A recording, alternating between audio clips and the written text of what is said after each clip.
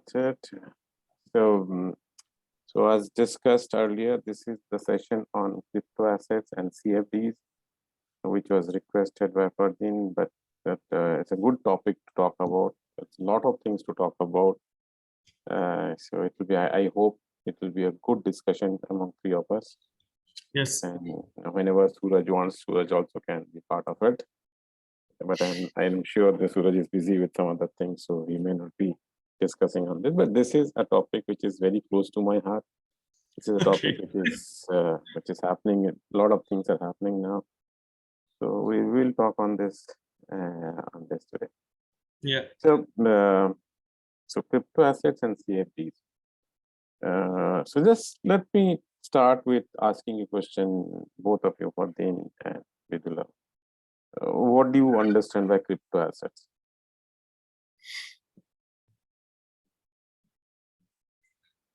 Anyway, according to you, what do you mean by crypto assets? It's very diverse. So there's a lot of can be a lot of meaning. Yeah. A lot of things are there in this, absolutely right. And it is becoming more and more diverse. Yeah, right? more complex also. Precise. And you can have your own complete portfolio on cryptos itself. Yes. Yeah. So definitely it's an interesting place to be.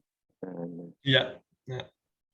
So before I start this, I just wanted to make a point here that why we do need a financial institutions. And you'll be stunned. I don't know, you must be thinking that why Chiragra is asking this question. But the question is, why I'm asking this question is because the entire, what do you call, the crypto depends on this question. Why do we need a financial institution? Do we need? So according to you, why do you need financial institution? Anything? Anyone? Both of you? Why do we require financial institution? To set guidelines. To set guidelines for what? You're right? No. Right. Set guidelines for what? Like how to operate, how to, like the best practice. For what? For Why do you require best practice?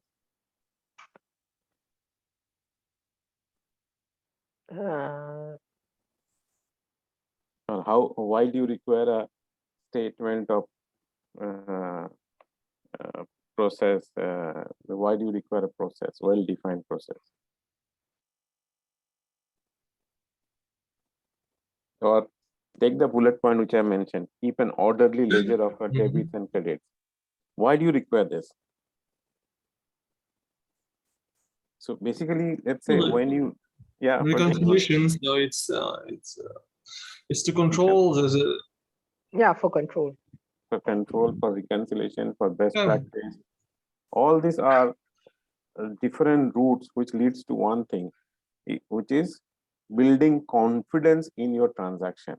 Yeah. So whenever we do a transaction, let's say if I do a transaction with Vidula, I will require a third party which will give me confidence that if I have to give money to Vidula and Vidula is supposed to give me a product, that Vidula will give me that product. So if both of us is there and there's no third party, then what happens in this case? That I have to have complete faith on Vidula and Vidula has to have complete faith on me that both of us will not run away in doing our role in that transaction. My role is to pay the money and Vidula's role is to give the product. So financial institutions were thought of like banks and other things for doing this. And under this major objective of build up confidence in the transaction, all these things are done. So as you rightly said, regulations, best practice, keeping ledgers that how much is debit and how much is credit, that's basic banking function. So that is done by them. But in this concept, there's one concept which is we should understand very clearly, that when there's a bank and when I and Vidula is part of that banking operation, it is that confidence is controlled by various purpose various ways, like debit, keeping the ledger, building the regulations and all that. It's built. It's with all this. What this guy is doing, a banking entity or financial institution, is it is centralizing everything.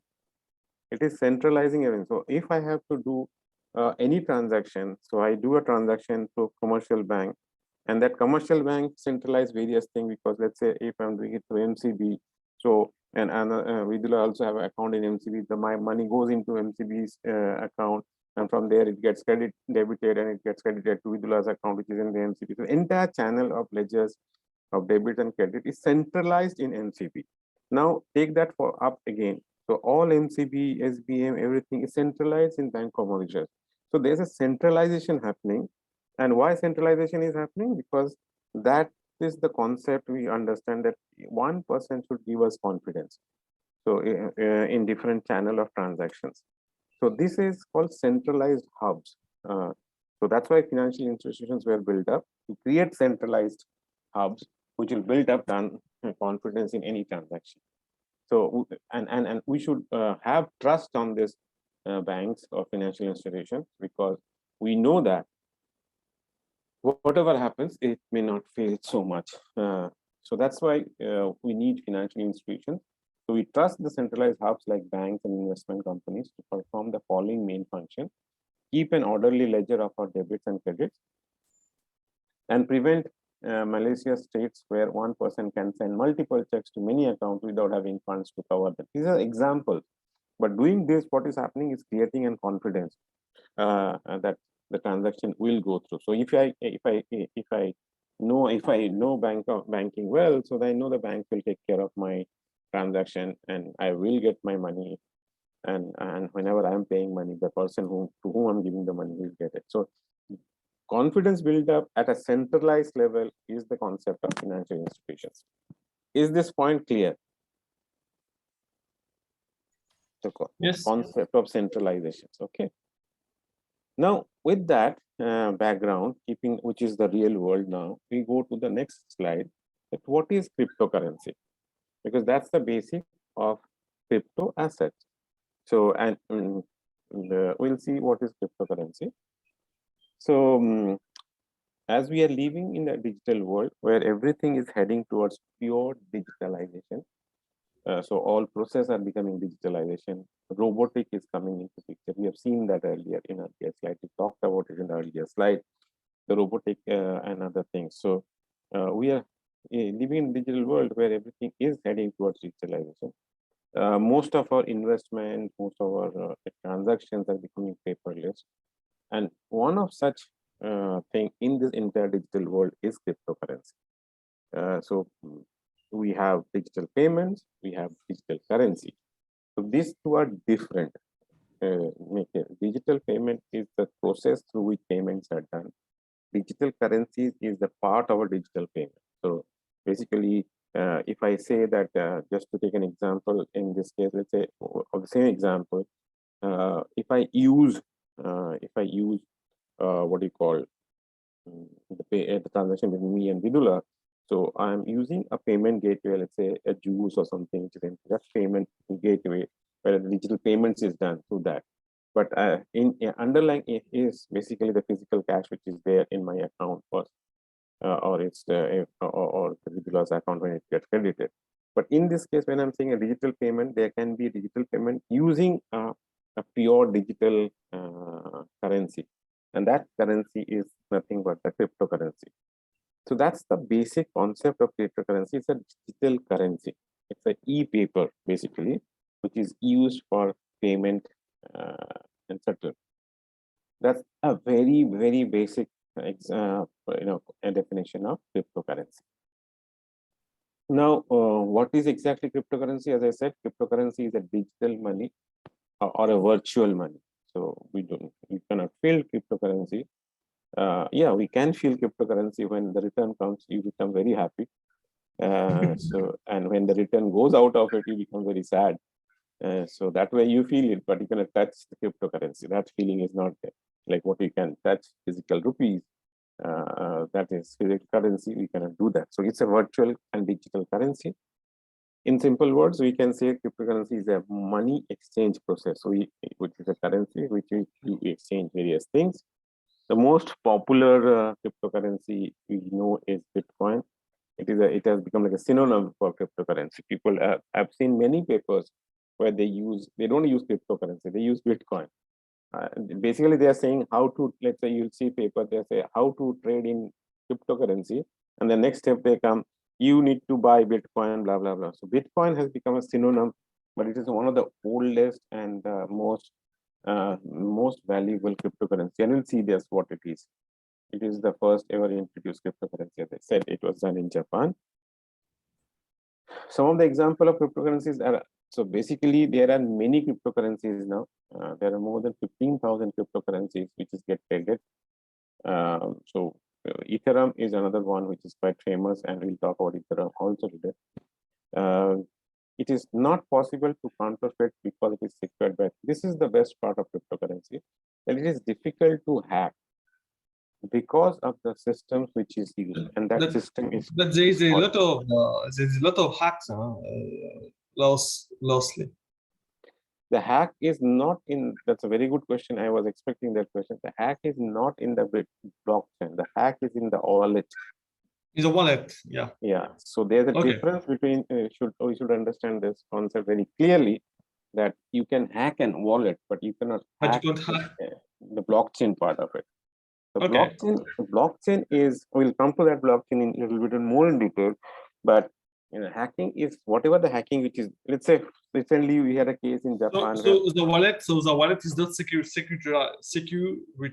So what's the wallet can, yes, wallet can have issues. It can hack. So if you have to depend that how safe wallet, or you have to select which safe wallet you are taking when you are trading on cryptocurrency. Which wallet is being most hacked? Is it the cold or the hot wallet? It will always be hot wallet, not the cold one. Yeah. So that's, I think this is a very good question. That whenever this is, but if you see a blockchain based on which the cryptos are mined, those it is very difficult to hack, and that's why we'll come to say that it can be better. But you're right, your wallet can be hacked, and from there your crypto can go away. Yeah. So we'll come to the difference, Vidula, if you are new to the subjects of wallet and of the blockchain, we'll come to that. Don't worry, in next slide itself. It is not possible to counterfeit because it is secured by cryptography. So it's very difficult to counterfeit this type of currencies, which is sometimes becoming an in thing now when with the physical currencies. It is a decentralized process. Now, this is the difference I wanted to speak about. It's a decentralized process. And this is basically aim to break as a positive disruptive for financial institutions and others. Because financial institutions are centralized process. These are decentralized process. And when you mean decentralized, everyone is an owner in this process. Every node of the blockchain is an owner of this process. And everyone has the right to validate the process. That's the best part of it. It's more democratized process. And that's why that is the beauty of blockchain we'll talk about. So it's a decentralized process. They are controlled by anyone. They are not controlled by anyone. And in a centralized process, a bank controls various transactions. Cryptocurrencies are tax-free and they are not insured too. This statement when I make, this is changing drastically. Some of the cryptocurrencies are coming under, sorry? Tax is coming, no? What I'm hearing. Yes, absolutely. So it is coming on cryptocurrencies because still now it has not been levied, but very soon you'll see cryptocurrencies are getting taxed. It will be on capital gains or on? It will be on capital gains, but may not be in Mauritius. But in some other countries, it is. You will see cryptocurrencies is getting under tax. Because I saw India is regulating the things, no? It's regulating. It's not regulating. You touch another a hot topic which is happening in India now, because the regulations. The last week, Ministry of Finance had submitted a bill which was taken back, and they'll come out with a new fresh bill next week. But people are speculating various things that it will be taxed. They are also speculating that the private cryptocurrency may not be allowed to trade in India. Yeah. And if it is allowed, it will be in INR only. So a lot of speculations are happening. And because the speculations are happening, you've seen the market crash last week quite a bit. Yes, yeah. The market crashed quite a bit for this. So because of this speculation part of it. But nothing has happened at this moment. It's a very ambiguous. In fact, Fardeen, just to speak, since you understand this market, follow this market is quite ambiguous at this moment. Many things are not very clear. Many things are not very clear. But the only thing which is attracting people to this market is the returns. The returns are so high, people are making good money, and at the same time losing money also. That's the sad part of it. But there are a lot of ambiguity with this asset at this moment. And you know what is institutional things? Institutional are getting into it. This why is like driving, this institutional part, institutional coming in, and DeFis, everything. This is causing a lot of things in the market. So this is driving it crazy. Yeah, and the institutions are, as you rightly said, there are some big guys like Tesla and all who are making statement which changes the market drastically. So so this is, and also which is most dangerous is, for example, there's individuals, they're letting people buying portion of Bitcoin now. This is dangerous for me. So people, getting easily access to it, like like you're buying certain supermarkets. Absolutely. So that's dangerous for it's good, but it's risky. So it's very risky. It's risky. Definitely, it's very risky, and that's why you need to make this market more clear and more transparent and more regulated. I totally believe in this. Good asset to play around. Sure. It can give more return. But if you look today at ETFs today, so you must have seen ETFs how on Bitcoin is like crazy return. Precisely.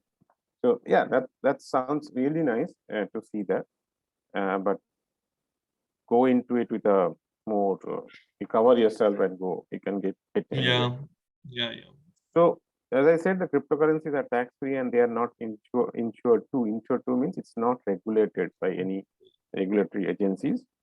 So if something goes wrong, it will be very difficult to get saved. So for example, you must have seen there was a circular came out by Bank of Mauritius in, I think it was last year, where they clearly mentioned that we don't recognize any cryptocurrencies as a currency in Mauritius. You can, and FSC rule says that you can trade on this as a commodity, not as a currency. As a commodity and not as a currency. So like you trade on gold, you can trade on Bitcoin or any other currency. So governments or banks are not responsible for cryptocurrencies, because there's no insurance, so they'll not support you on this at this moment, as on today. Even many countries have banned cryptocurrency. That we also seen that. So this is an overall structure of cryptocurrency, which is a very, as I can summarize by saying, it's a very random, ambiguous asset. And since it's random, it has got a high volatility. And since if you're a good trader and if you love volatility, you will be definitely part of this market. If you don't love volatility, then you will not be part of this market, because volatility enhances returns also. Vidula, any questions? Because you're very, is it clear with you as so far? Yes. Okay. If you have any questions, ask. Please don't hesitate to ask questions, because I don't know whether you're trading on this or not, but it's a good opportunity. she has some points. Yeah. No, I'm aware. I'm aware of it, of the subject a bit. Yeah. Oh, so this is the first part of it.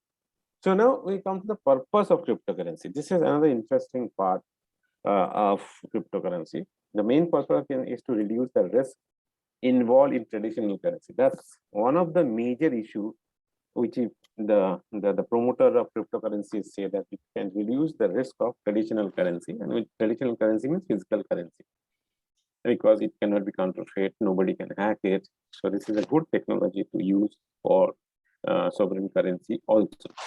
It's very easy to use. Do you think the main proposition is to reduce the risk in gold international currency? Do you believe in that?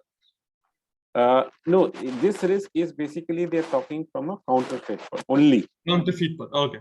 Okay. Other all risks are there, very much there, Yeah. and that's why we'll come to that as we go ahead on CBDC is another thing as we move in our session today. So this is basically they are saying it can reduce the counterfeit, which is another major headache for any government or any central bank, because if your physical currency gets counterfeit by many terrorist activities and also that it's a really problem for many countries. It may not be so acute in Mauritius, but many other countries have a major problem. Same thing I can speak from my own country, India also. So it is a very easy to use. We can access it anywhere and anytime. All we need is a smartphone and a good net connection, which is true. Access and nowadays, as I said in my last session also, still we couldn't bring the bond to the bedroom of the people who are investors, but crypto is very much there in part of the bedroom, so you can trade from wherever you feel like. In cryptocurrency, the power and the responsibilities are in the hands of currency holder. That's the most theory which the promoters of this concept talks about, is that it is everybody is the owner of it, and there's no, it's purely decentralized and it's not centralized, and they help in solving real world problems. Why do you see this? Any idea? They help in solving real world problems. It's too vast, it's too vague. No, the reason is why they basically, this is basically two ways of looking into it, because when you do a mining of a current cryptocurrency, you do solve some acute mathematical problems in a computer, and that's the mining is done. And secondly is that they are trying to solve some of the real world problems by, you know, reducing they say that it will reduce some of the cross country transactions very easily. It will reduce the time between the transaction. It can be settled very easily, quickly, on a real-time basis. So these are some of the real-world problems which can be sorted out by the technology which the cryptocurrencies use. So when I say about these things, you should see cryptocurrency is one of the assets, but it has got a entire ecosystem around that asset. So one of the key ecosystem of this asset is the technology bit, which is a blockchain, which you all talk about. So how does cryptocurrency work? So next few slides, we'll talk about the technology bit, and then again, we'll come back to the asset side. So how does cryptocurrency work? It uses blockchain technology, which is, as the name suggests, block. Blocks are these are the basically blocks which you can see the network, the blocks which gets added to this network.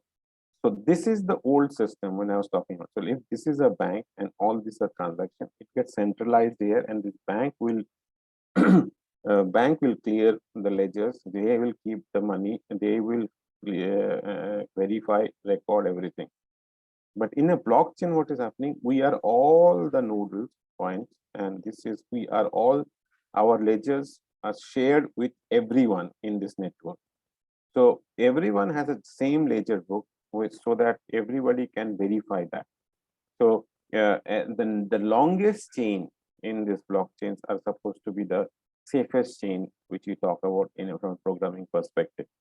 So it uses blockchain, as I said. So blocks are these, and you keep on adding blocks for each and every set of transactions which you do under this blockchain purpose. So it is a brilliant technology because both the buyer and the seller details are valuable to each other, and so no broker is needed.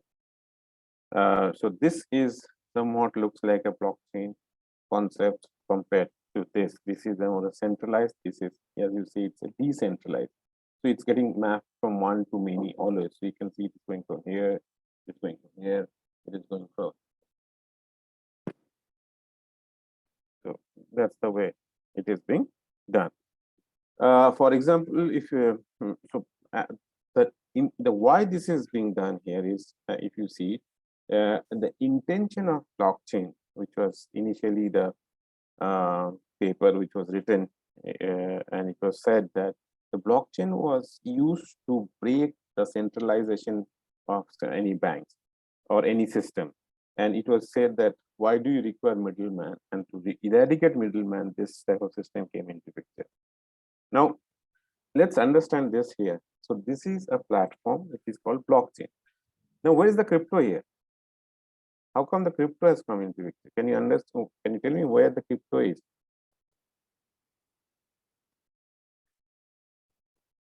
There's nothing crypto ever here. Blockchain is there. So where is cryptocurrency coming? The transactions. Which transactions? There are two transactions which happens. So one is you can use cryptocurrencies for making transactions. Yeah. So let's say if for give an example, some of the restaurants in US, they accept cryptocurrency for making payments. So that's using cryptocurrencies, you're making payment. But how the cryptocurrencies was born? From blockchain. Okay, so that's the question which you need to understand, and people, that's why sometimes we get confused between the crypto and blockchain. So reason, so basically, as I said, blockchain was used to eradicate middleman, and it was decentralized. So everyone, so for example, in this case, in this example, everyone is having a common ledger, and everyone is verifying the each will and every blockchain transaction. only apply to financial industry or other industry? It can apply to any industry. It's a platform. It's a platform which can be utilized by medical professional. It can be used by military, war, because it's a very sound system. It is very difficult to break. Why it's very difficult to break? Because it is very if somebody hacks it, then other people will easily come to know, because everybody has got the same ledger. Yes. And as soon as it becomes one comes to know, then that chain is broken because something else is happening. So that's why it is always says in a blockchain, the longest chain which is not broken is supposed to be the best chain, and that is taken always for creating cryptocurrencies. So how cryptocurrencies are born? So this is the blockchain and distributed we talked about. So distributed ledger technology like blockchain are peer-to-peer networks that enable multiple members to maintain their own identical copy of the shared ledger. So that's the first thing. As I said, everybody has their own ledgers, rather than requiring central authority to update and communicate records to all participants. So DLTs are now their members to securely verify. So DLTs, that's more important. DLTs allow their members to verify, execute, and record their own transactions. So which bank was doing, we are doing in that myself. And once I do this, I communicate to all the people in this network. So they know, that means everybody's ledgers are getting mapped properly at the same, on a real-time basis. So there's no question of middlemen coming into this.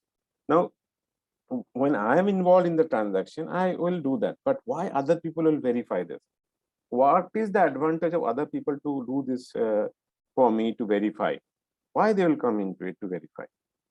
So so in the initial years, what was thought is that whoever comes into this network and verifies this transaction, other than the buyers and sellers, they will get a commission. So then the network said how they will get the commissions. So they'll say whoever can verify and solve the problems and create a new nodal point, they will get commission in terms of a currency. This is which currency? We cannot give the real currencies because we are having our own network. So that's okay. From that, a new network will create a new currency, which is called cryptocurrency. So basically, the cryptocurrency was a byproduct of blockchain. It was used as a commission to be paid for all the nodal points to give commissions and to take commissions. And that's why the cryptos were born under the distributed ledger account. Now we have cryptos has become very famous, but the blockchain is not so famous technology. People don't see that, but crypto was a byproduct of a blockchain system. So we popularized is, so basically there's a wide and all this thing I spoke about. So while popularized with the growing use of Bitcoin, Ethereum, and other cryptocurrency, blockchain technology has a promising application for legal contracts, property sales, medical records, and many other industry that needs to be authorized and record series of actions or transactions. So wherever there's a big database which needs to be authorized, this technology can be used. As Fardin, you just said, you are asking this question, it can be used in any industry wherever there's a big database which is being used. I'll just pause for a bit because this is the basic concept of blockchain and cryptos. Is that clear? Yeah, and this, it's very clear. Yeah. So from that perspective, so basically the blockchain was used to remove the middleman, increase accessibility, and build transparent application. That's more important, transparent, and protect the ledger with control, mutability, and tamper appearance. So that's why I said this is very difficult to break. It is impossible to hack blockchain, but which can be hacked. We'll come to that. So that's the basic of blockchain and distributed ledgers. Now we come to the how cryptocurrency is made. I already talked about it, so I'll not waste your time on this. But this method, most of the cryptocurrencies are made using process called mining, and mining is nothing but an algorithm which is written to solve or verify the transactions, and which gets added to the nodal point and the block. So it via nodes, all networks, and there's a two concept which is there. One is called proof of system. That is when you solve and verify, that is called proof of system. And this proof of system can be by proof of work, which is used by Bitcoin, and there can be proof of stack, which is used by Ethereum. There are two concepts. We'll see that what are the two concepts, and people can make money from that also, from this proof of work. But not all cryptocurrencies are made by mining. Some cryptocurrencies are created by tokens, and we'll see that what are the token-based cryptocurrencies are also. So the best part of this and distributed ledgers are trustless system. I love this statement. It's a trustless. You don't have to trust anyone. Why? Meaning that no participant needs to trust any other participant because everyone is guaranteeing each other. There's a multiple layered system, so you don't have to depend on MCB, SBM, or anything, or you don't have to trust your counterpart because everybody is validating that. So when it is being done, it's a trustless system, which is the best part of it. And to validate this, paragraph talks about how cryptos are born because they are the way which was the commissions were given. So I'll not go it. It will be there with you. You can read that, and at this moment, I will not waste your time on that. So what is a Bitcoin? Let's come to the basic and the most famous cryptocurrency. Cryptocurrency is Bitcoin. It is a peer-to-peer internet currency that allows decentralized transfer of value between individuals and business. So major concern is it is an exchange, mode of exchange. When the motivation came from where? To distrust the financial institution. Basically, there was a lot of trust breaking done by the financial institution in 2007 and 2008. After that, 2009, this thing came up. It says we don't require this thing where we keep a confidence, but it breaks. Many banks failed, and that's why this concept of Bitcoin and decentralized came into picture, which will reduce the transaction cost drastically because there's no middleman involved into it. And the primary concerns was transaction security. It's very safe, and you can have a double spends on this Bitcoin part of it. So that was the intention of Bitcoin when it was started. Bitcoin is based on blockchain. Transactions are recorded in all community built record of all transactions that act as a proof of work. So as I said, each and every chain it gets added, and the longest chain is taken into consideration as the accurate. Any chain which breaks, that means there's some hacking or the problem has not been sorted or somebody has not verified it. So there's some problem. So the longest chain is supposed to be an accurate one, which keeps on added to the block. And that's why it's called blockchain. As simple as that, the technology is. And to pay this, whoever is doing this verification, they get commission. So where do bitcoins come from? They are mined. High-powered computers solve complicated math problems. This is also important. That whenever they are mining, is solving certain problems, some verifications are done through solving the math problem. So mining is not an very easy thing to in the cryptocurrency. Everybody cannot be a miner. We cannot mine every time. We can buy, sell, we can make payment through it, but mining is a very technical subject which has to be done by a person who understands it. Each time a problem is solved, the find has paid our bounty, which has been paid. Till today, there are 21 million bitcoins, and that's one of the reasons why bitcoins are moving up, because there's a ceiling in the numbers of bitcoin. Yes, That means supply is constant. And miners are paid for finding a hash in a new coin. So once after 21, they'll be finding more, but the payment will go down. So there's a limited period in which bitcoins can be made. You can make money out of bitcoins, and that's why the price is zooming compared to any other cryptocurrencies. So the Bitcoin, how money transfer works. So basically, how we can make transfer money.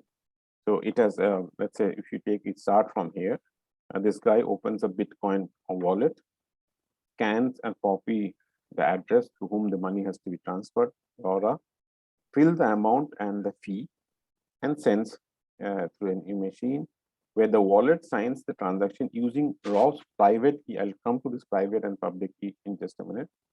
The transaction is propagated, that means it is stored to everyone. Miners include the transaction in the next block of mining time is taken, and then the new bitcoins are created. And that's the way. So miners include the transaction in the next block to be, the nodes verify the results on the propagated the block, so that's verified, and then the LoRa sees the first confirmation and new confirmation appear each new block that is created, and that's the way which I was just talking about. That's the way the transfer takes place.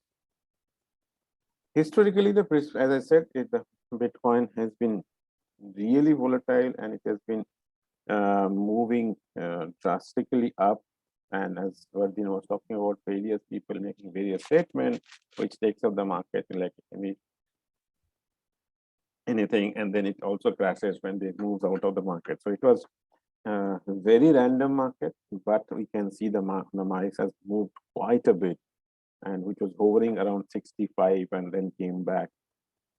And now because one thing is also happening now, then you should, Nidula, you should, both of you get that Indian investors is playing a major role in this market now. There's a huge population from India which they are participating in a big way, and that's why you see the crash coming in that market also, when this uncertainty of the financial bill created a lot of havoc in this market.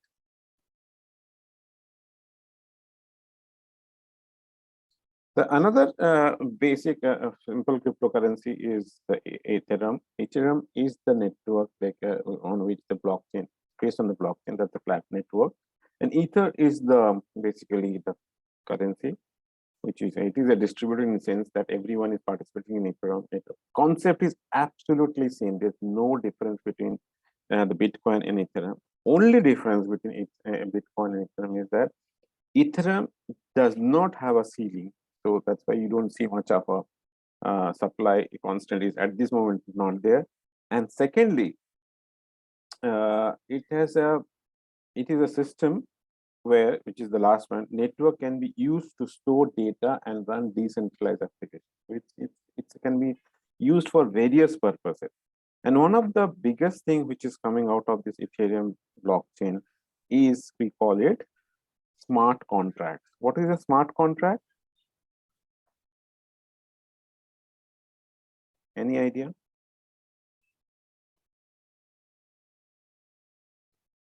You must have heard this word smart contract. Yes. So what does it mean?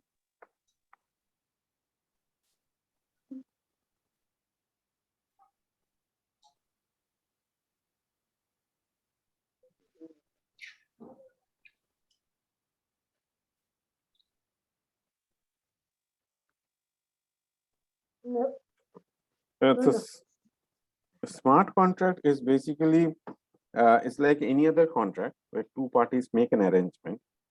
So let's say you want to do a housing contract, you want to buy, sell a car, anything. It's a contract which is part of this network. And now, once you have to do this in the real world, you have to go to a notary to get stamped. You have to go to a bank to get money to again validate that contract. So there are a lot of validation comes into picture. But what the smart contract is saying that if you can define the contract in this database and it gets validated by various people of this network, it will automatically get executed when those deals are done. So say, for example, in this contract, you mentioned a particular date, particular price, particular rate of interest. When it is reached, it will automatically. So Ethereum database of blockchain uses not only the blockchain method, but it also uses artificial intelligence to auto execute or self execute various contracts. So these smart contracts are becoming very in thing now, which is used in various industries to sell various things. So you must have heard a concept called NFT, which is another way you can make money in cryptocurrencies. And I'll come to that NFTs in just a minute. So this is NFT is very much part of the Ethereum, and Ethereum is the network, and Ether is the cryptocurrency of this contract. So this is the difference from Bitcoin. This is not done in Bitcoin, but this is done in this cryptocurrency. The concept of smart contracts is part of Ethereum. The historical price of it has also moved up. It has also moved up quite a bit, but not as fast or as volatile as the Bitcoin. The third concept which I want to just talk about before we go into the market side is stable coin. This is another cryptocurrency, which is privately issued digital currency whose value is pegged to a currency such as dollar. So this is 1 2, correct. So this is a very sort of a safe haven where it is pegged to the dollar, and it is also getting traded very heavily. It's a very safe, but the returns are not so high, but it's a very safe thing to play around. And you can use in US various places to make payments in the United States of America. So, and there are some of the stable coins like Gemini, Dollar, and DAI, and PAX. So these are types of issuers which have issued stable coins, which is pegged to the dollar. So its valuation will always be pegged to the dollar. So these are some of the type of I just wanted to give, and the rest of the things fall in such type of either it falls under the Bitcoin side, or it falls on the Ethereum side, or it falls on the what we call the token side, or it is like pegged to some of the currencies. So there are different types of cryptocurrencies which is there in the world. So can cryptocurrency be converted to cash? Obviously, yes, it can be converted into cash, and that's why many people trade on it. But why I wanted to bring this slide here, the answer is obvious. But the thing is that many countries don't allow crypto as a deposit in a bank. Yeah, Mauritius. Mauritius, many countries, not only Mauritius, even many countries, like India and others. So you need to convert that into a physical cash when you are booking profit from you, and then that can be kept into a dollar or in a rupee, whichever way you want to keep it in a Mauritian bank. So it is possible to convert, but it is not possible to keep the commissions which you get as a crypto in a bank as a crypto deposit. Yeah. I'm sure you will see this happening in very soon in this part of the world. As soon as you will see some central banks comes out with their own digital currency. So what will happen in that case is that you have to convert Bitcoin to that particular CBDC, at the central bank digital currency, and that can be kept as a deposit in any banks of that jurisdiction. For example, e-Naira is already out. We know that in Nigeria, and I have something in mind. I don't know if you. There's a new wave of new electronic money transfers, everything. Is Bitcoin coming in such, for example, if you can't transfer your Bitcoin, for example, to Mauritius, like now is electronic e-money coming in, with payment gateway platforms, everything. Bitcoin, do you think Bitcoin will come into that also? E-money, if it is coming, that is, there can be an underlying currency for it, definitely. Yeah. So in due course of time, if the technology gets back to this of the cryptocurrency, you can have it. That's I was thinking about that. So this is something. Definitely, you can have it. But at this moment, no. But definitely in the future, you can have that. Definitely. So that's why this slide becomes very important, that if you can convert that into a local currency or a foreign currency.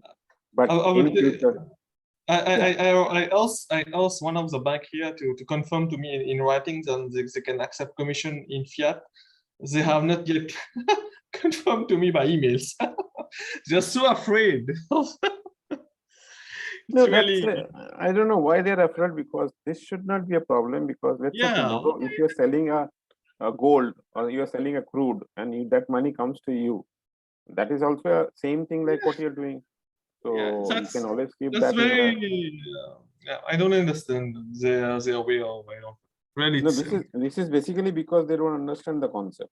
So you need to explain them the concept, boss.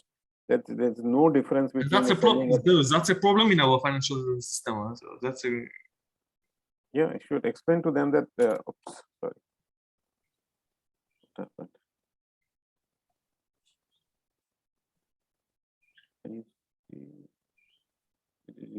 Oh, yeah. So that's the problem happens, because you should explain to them that if I sell a crude oil contract, or if I sell a maize contract, so same thing, I'm selling a Bitcoin contract. So what's wrong in it? Because FSC has allowed us to trade on Bitcoin as a commodity. Yeah. So I'm doing that. I'm not making any payment in terms of Bitcoin in Mauritius, which is not allowed. So absolutely fine in that. So you should explain to the bank, boss, understand the concept, and then say yes or no. Okay. Yes. Thank you. Then how safe is cryptocurrency? The transaction done using cryptocurrencies are highly secure. That's what I'm saying. When you do the transaction in the blockchain, it's highly secure. There's a chance of earning huge amount when compared to mutual funds or share market, but it comes with a high risk, because the volatility of the cryptocurrency is very high. Either we can earn high return or lose what we have. So that's the picture I thought I should show to you. 2 weeks ago, we flooded with cash. Today, hardly any cash. And tomorrow again, you can be back with the cash. It's a highly volatile asset. And if you are, but there are a lot of tools now available to hedge this volatility. So which is the good part of it. So slowly, the ecosystem of crypto is getting developed. It is not only just trading and trading, but there are a lot of other things to hedge that crypto volatility part of it. Is cryptocurrency good or bad? Both. It has got both. Good part is that it has got a high return. It has got a so you can buy, sell, and understand fluctuation is there. There's a cold wallet storage option when you can control your private keys. The bad part, highly volatile, and the problem of fear of hacking comes due to the reason of digitalization. So this is coming from the wallet, not from your blockchain perspective.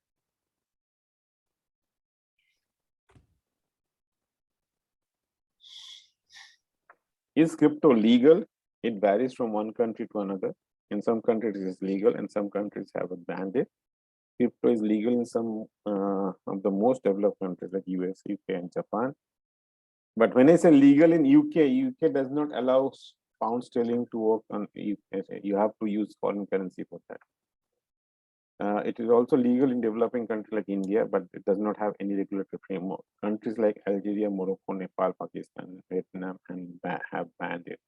So it is again, it's ambiguous from where it is banned, if it is allowed, what is allowed. There's a lot of question comes into picture when you trade.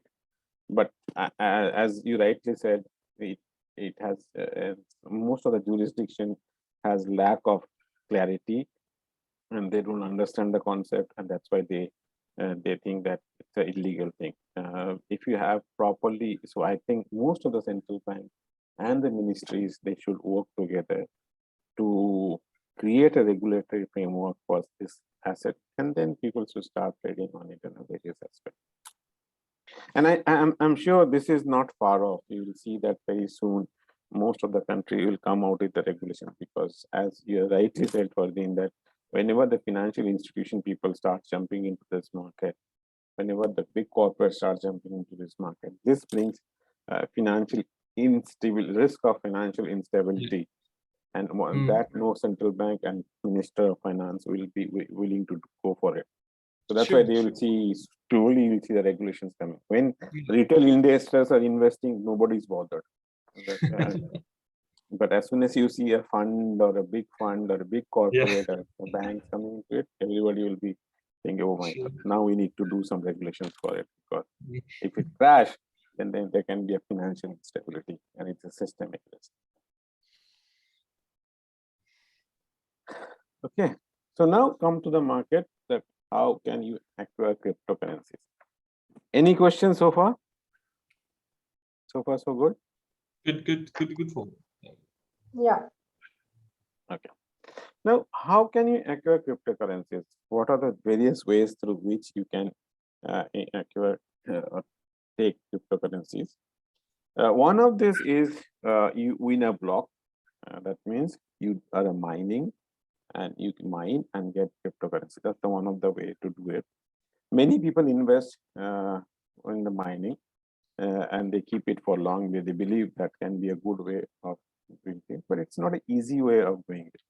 You need to be very highly technical person, and you need to be highly good in mathematics to solve the problems, and then only you can mine a crypto.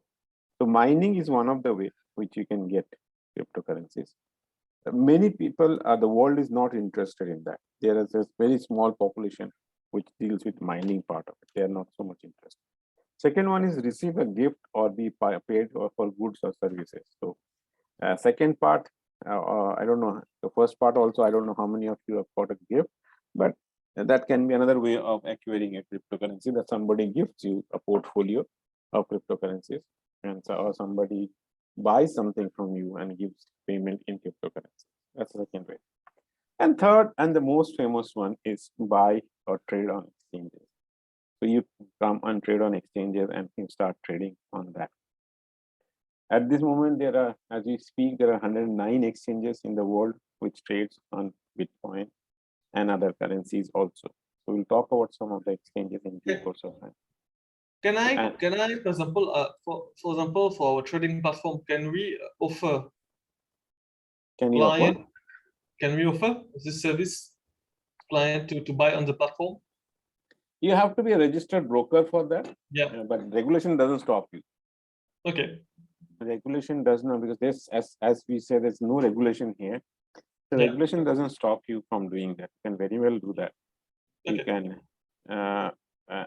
So answer is yes, you can do that. Okay. So that's a buy and sell or trade on exchanges, and that's another way of getting cryptocurrency is ICO. I don't see much of ICO coming now.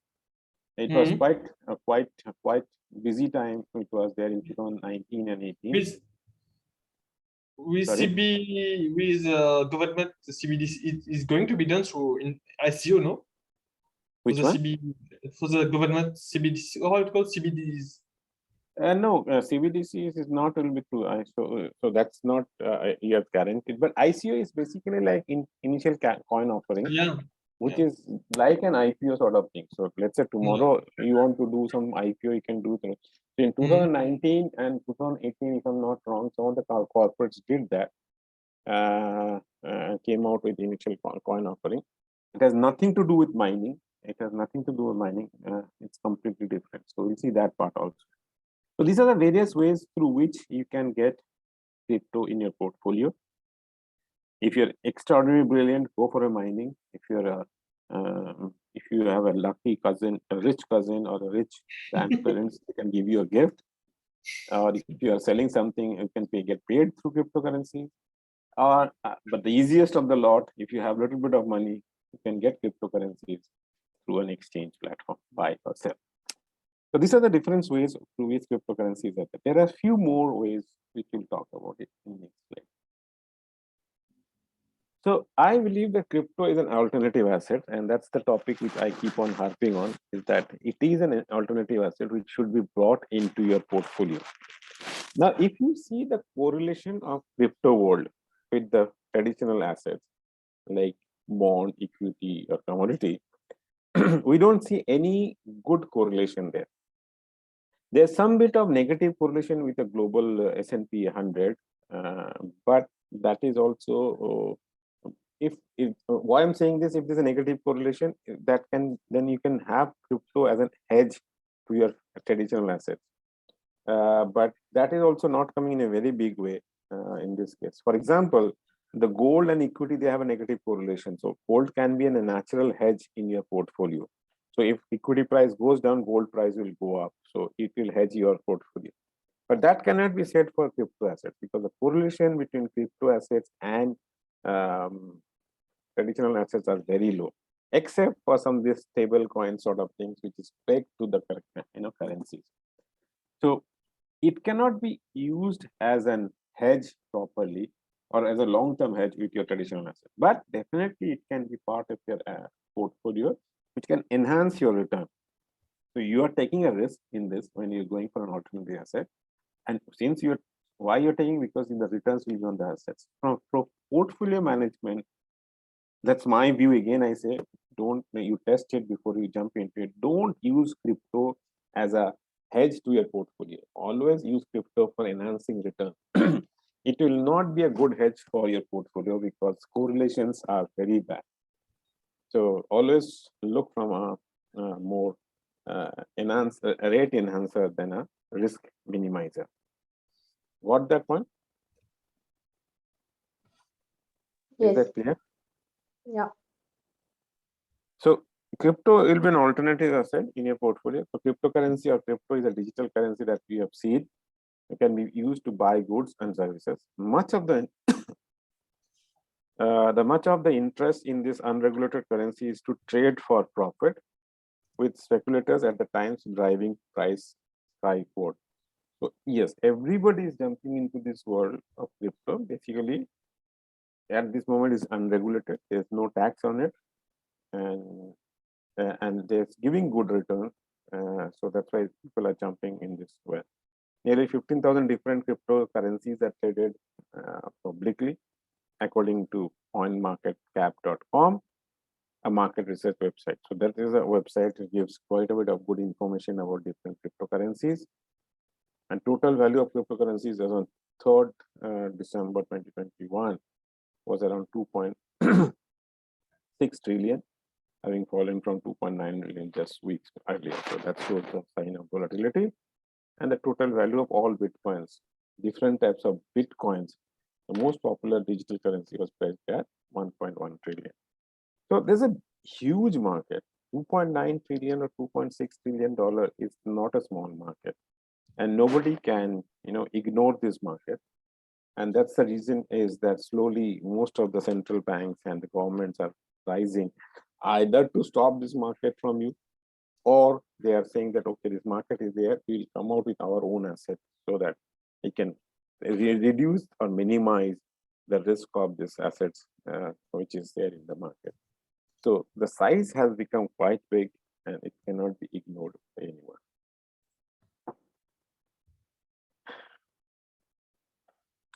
So how do we invest in crypto? 4 basic steps of investment in crypto is decide where to buy. So basically, you'll decide where to buy. So cryptocurrencies exchange and few traditional brokers can get you started investing in crypto assets. So as usual, there are exchanges which gives a lot of information. There are a lot of demos and other things which will help you to how to trade on this. And there are some of the brokers also there, or traditional brokers who are helping you to buy or invest in crypto assets. So it's from that perspective, life is easy. Think about how to store your crypto. This is important. So are you going to keep your Bitcoin in a hot wallet or a cold wallet? That question has to be taken into consideration. We'll come to this hot and cold wallet in next slide. make your purchase, figure out how much you want to invest in crypto assets. That's your obviously you're depending on the size of portfolio. You take a call and manage your investment, determine your long-term plan for the asset. So that's the way. These are the 4 basic steps which is used for any other assets. You also do the same thing here. So that's nothing rocket science which you're doing it here. You do that, but important part here is that you select the exchange in a good way. You do a due diligence of the exchange through which you're trading or the brokers through which you'll be trading. And based on that, you can start designing or investing in crypto. Any questions? No. So this brings me to the crypto exchange. So basically, what I suggest, we'll just take a 5-minute break and then come back with the crypto exchange part. Okay. Okay. Okay. Yeah. Okay.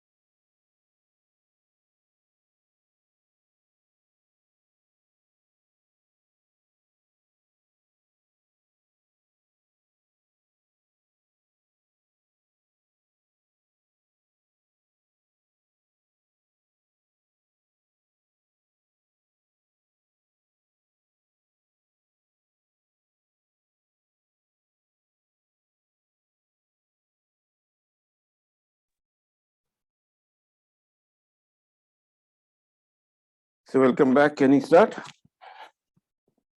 Yeah, I'm here. Yes. Okay, let's start.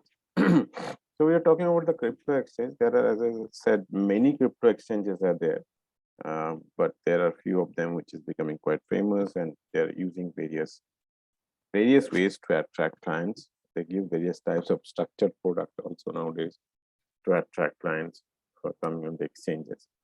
Few of them which I just thought which fitted into this slide. I've got few of them. It doesn't mean that there are others are bad, but these are ones which is we keep on hearing very regularly. And I think Coin Mama is one of them, which is very famous in Mauritius. I keep on hearing from various people. They're talking about this. So you can purchase crypto assets from several cryptocurrency exchange. Many offer dozens of cryptocurrency choice, while others simply have Bitcoin and handful of alternatives. And they carry a variety of different fees and consumer protections. So this is important. One thing which is becoming very important is that all these exchanges globally, they are trying to become a self-regulatory organization, SRO. So they are also becoming slowly and steadily very stringent on KYCs, because they have also seen there are a lot of terrorist funding and other things that's happened to cryptocurrencies, and also now they are very serious and becoming more and more, which is a good part of it on the KYC norms. So you can also do your due diligence before choosing any of the broker or the exchange. So crypto.com is one of them. So 200 currencies available on this. You can look from that. Supports future tradings, allows NFT investment, provides a crypto wallet also. BlockFi is another. eToro is another one. Coin Mama, as I said, which is quite famous in Mauritius. Binance is also coming in a big way. The Chinese owned exchange, and they're doing a lot of work. And also you get FNO segment in Binance when you talk about FNO, that is the features and options segment of cryptos available in this Binance. And some of the good products can be designed here itself. Since we talk about volatility, I was seeing this back, some of the products can be have if you can fix your FNO properly, and then you'll see that quite a bit of assured return can be taken into consideration, which can be shown to the your clients also in a big way. So yeah, FNO can be a good game changer in crypto world again. Any comments on this?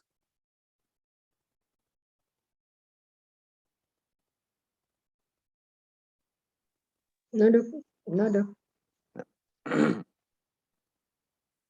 So from there we go to the next one, and this is a question which Fardeen was asking: hot wallet or cold wallet. So if you buy any amount of crypto and you want to store it yourself, that's more important, that you want to store it yourself. You don't want to use it for some other people. You have to choose between a holding or your cryptocurrency in a hot wallet or a cold wallet, or using combination of the two. You can do that also. Hot wallets are those wallets provided sometime by the exchanges also. Crypto wallets are basically application connected to the internet and store private keys in an online environment. This is hot wallet. And for this is the problem where the hacking can be done. And that's the hacking are done on this segment of the entire transaction in the hot wallet.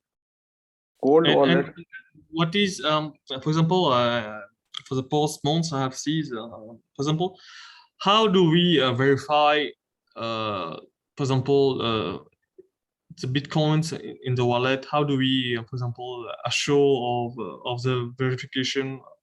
Is it, you know what I mean? How can we, because KYCs on this house or this done? And yeah, so KYCs are they will do KYC on you, but how do you verify that? Is basically the reports which comes from them. You need to keep a check on those things. So always one of the but best are we, things for example, are we, for example, in Mauritius, I don't know if compliance wise, are we guys, can we verify this type of transaction of?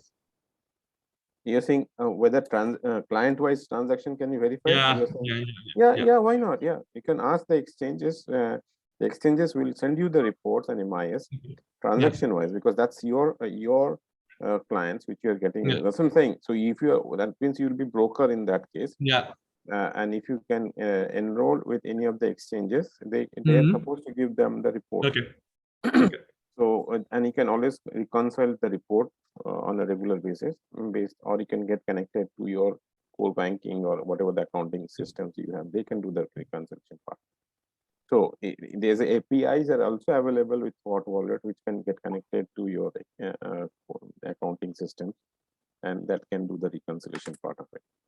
So hot wallet are those which are kept in the internet, and the private keys are also kept on online environment. And that's the risky part of the entire process.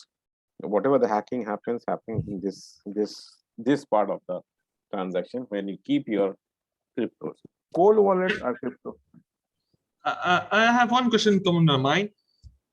Yes. For example, for your client, for example, for your client of, I don't know, high net worth, ultra high net worth, is there any particular, for example, if any type of client can trade in Bitcoin, should it be high net worth client, or can it be any individual, any is there anything, any restriction There's on no it? regulation for it. There's no regulation at this moment for that. Okay.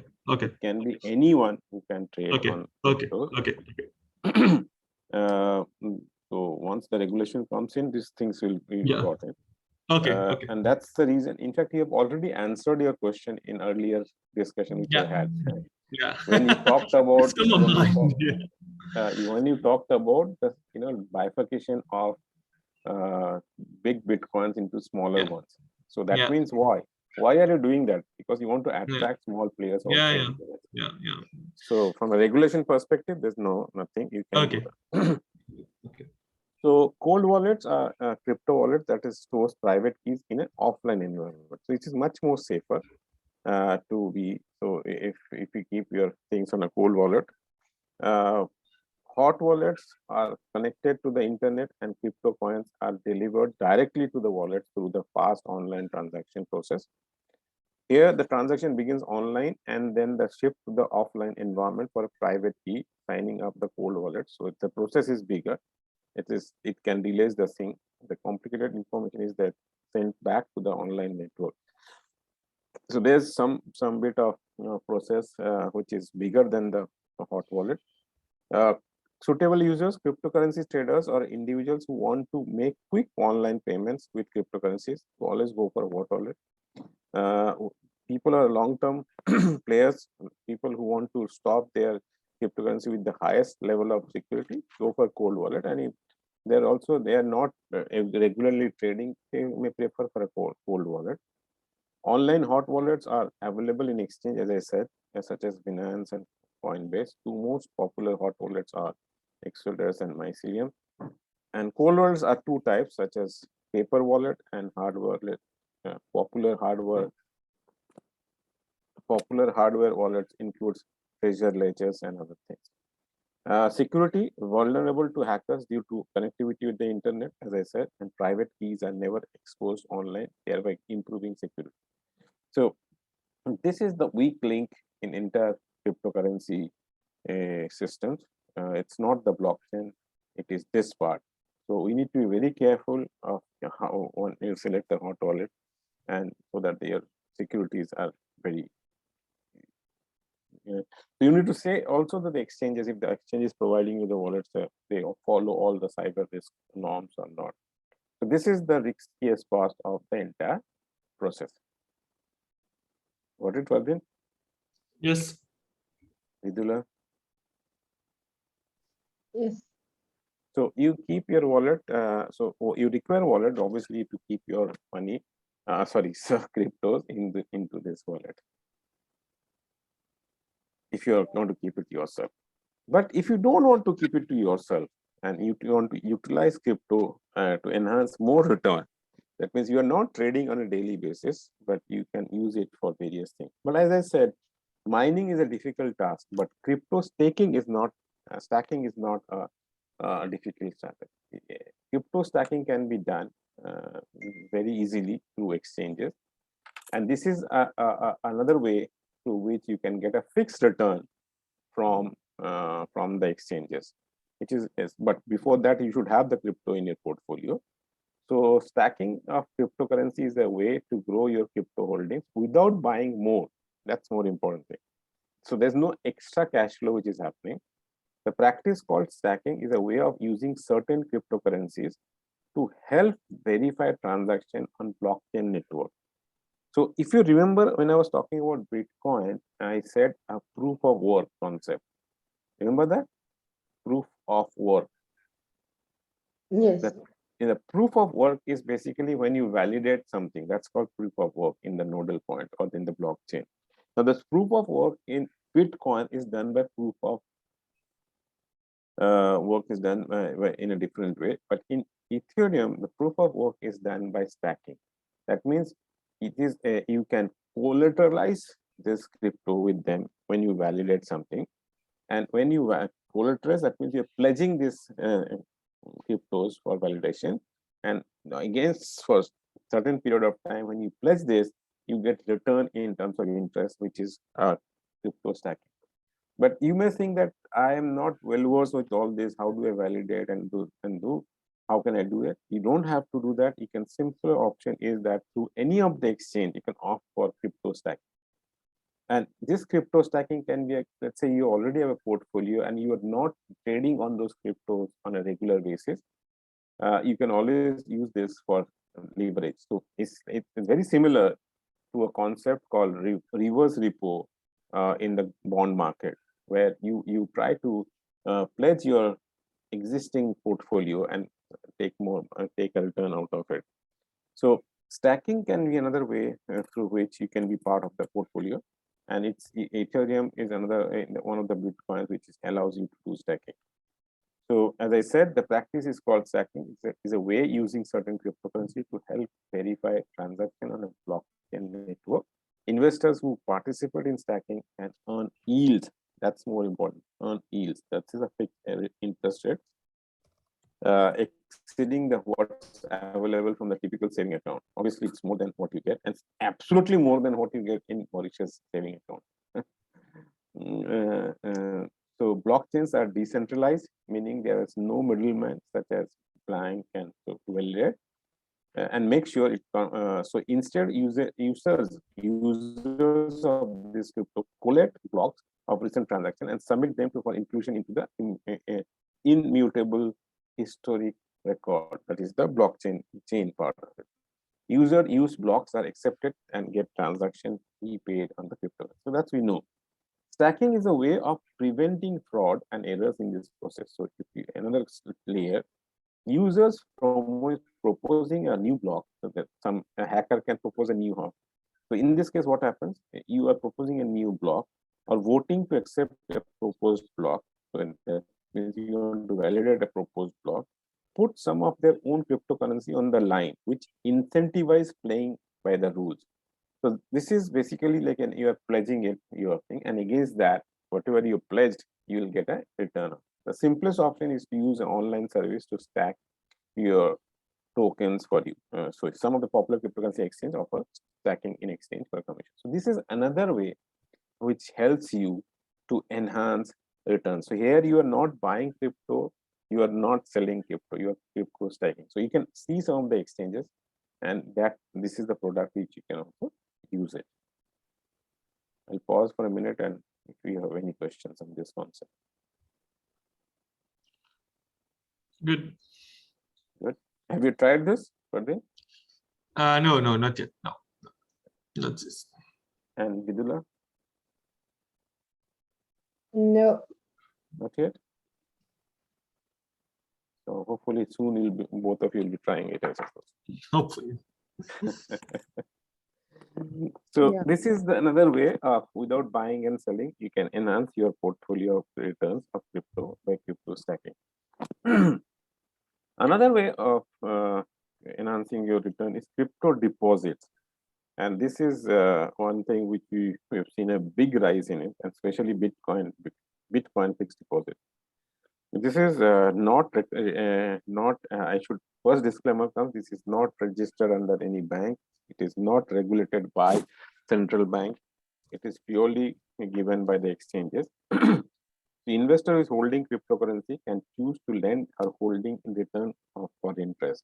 So here also you can lend, sorry, you can lend your cryptocurrency for a certain period of time. You don't sell it. Investing in a fixed deposit, and so that means, let's say any exchange want to raise some cryptos, so they'll come out with a fixed deposit scheme, and where you can lend your cryptos. But the point here, I'm trying to differentiate between crypto deposit and crypto stacking. Crypto stacking has a fixed return yield. Crypto deposit does not have a fixed return. It will depend, because the return will come to you in terms of crypto itself. So commissions on this, or the interest on this fixed income is received from the coins and not as a credit in your account. So it will be coins which will be given to you as a commission. So now when you convert these coins into local currency, there can be a fluctuation, foreign exchange fluctuations, or there can be volatility. So it will depend. Let's say when you pledged crypto at 100 rupees and we're getting it maybe at 50 rupees, so it may be lost there. If you're getting at 120, there can be profit there. So whatever it is, the loss is notional loss to extent, because you anyway you have not sold that. So, but you are getting some return from that. So another way of looking into the crypto portfolio to enhance return is crypto deposit. And if you see Google now, n number of advertisement comes on fixed deposit using Bitcoin, and this is the way where you can invest or enhance your return of the portfolio. So here also you don't have to buy yourself. Excuse me.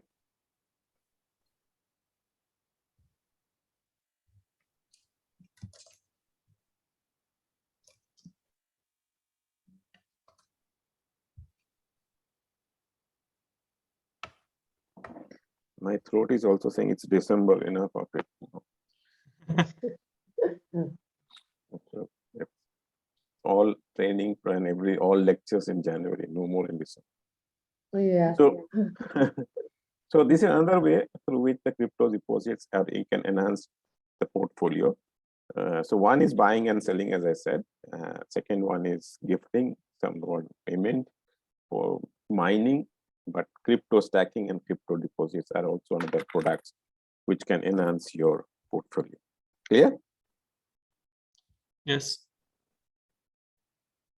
Another way of enhancing or looking into cryptocurrency assets, so when you talk about this, is crypto ETF. And I think this is another area which is not crypto assets, but not directly investing into coins. The cryptocurrency ETF consists of a gamut of companies that develop technology for enabling cryptocurrencies. So this is a financial product. Crypto ETF is not a cryptocurrency product. It is a purely financial product, which can be very much part of your financial portfolio. ETFs are financial products that track an underlying assets or index. So return on this ETF, which is the exchange traded fund, is linked to the underlying assets, and the underlying assets are the companies which is dealing with cryptocurrency technology. So that's why I'm saying it's a purely financial product and not a crypto product. Investing in ETFs can be more suitable for passive investors who don't want to have time for constantly monitor the price of the cryptocurrency. Since you need to sign up a digital wallet and crypto exchange to trade cryptocurrency, putting your money behind crypto ETFs can be faster and safer for new investors. So if you're looking for some of the return which these technologies companies are getting, you can get into this crypto ETF, and it is like as good as investing in some mutual fund or some equities. You can do that. CME has already come out with a crypto ETF, and that's being traded quite actively, and that's precisely everybody can trade on this. So this is a financial product and not a cryptocurrency product. Got it? Any questions on this? Yeah. So crypto ETF is another way to look into it on the cryptocurrency and crypto assets. NFTs, which is called non-fungible token, and the non-fungible tokens are basically it's like one of the token comes out of smart contract, and this is part of the Ethereum blockchain. So I talked about the smart contracts. Once we have the smart contract, which is played into the database, a token can become out, and that token can be traded. So NFTs are token-based, non-fungible token.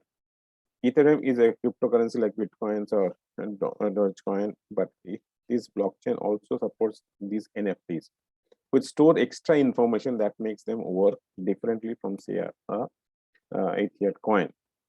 It's worth noting that the other blockchains can implement their own version of NFTs. So NFTs are like a token. So for example, if you have kept a painting or something, a drawing, a music, patented music, and against that the token can be raised, and that token can be traded. This is not crypto. This is purely non-fungible token where you have kept the database, and against that it is being traded. This concept comes out of the smart contract concept. It is nothing to do with the cryptocurrency. In fact, you can buy, sell NFTs with cryptocurrencies. You're getting this point. This is separately, like you can rely on anything digital. So like if you have kept your such drawings, music, or brain download and turn into AI, but a lot of current excitement is around using to sell digital art. So this is a non-fungible token, which is part of the Ethereum blockchain, and based on it. So token is nothing like, as you know, when you go to a bank and they give you a token, against that you get the money. So same thing like this. So you pledge your maybe art or something in that particular contract in a digital form. You don't have to keep physically that art. And against that, the Ethereum blockchain will give you NFT, and that NFT can be traded. NFTs are traded on exchange platforms. You'll see many of the NFTs, like as I said, I showed one of the exchange, they trade big time on NFTs. And you can also buy and sell NFTs. That's absolutely fine. And since there's no regulations, it's absolutely fine to buy and sell. And the in NFT underlying instrument can be any damn thing. So be careful on seeing that what is the underlying instrument. It is like a derivative product. Got it? Any questions on NFTs? No. Okay.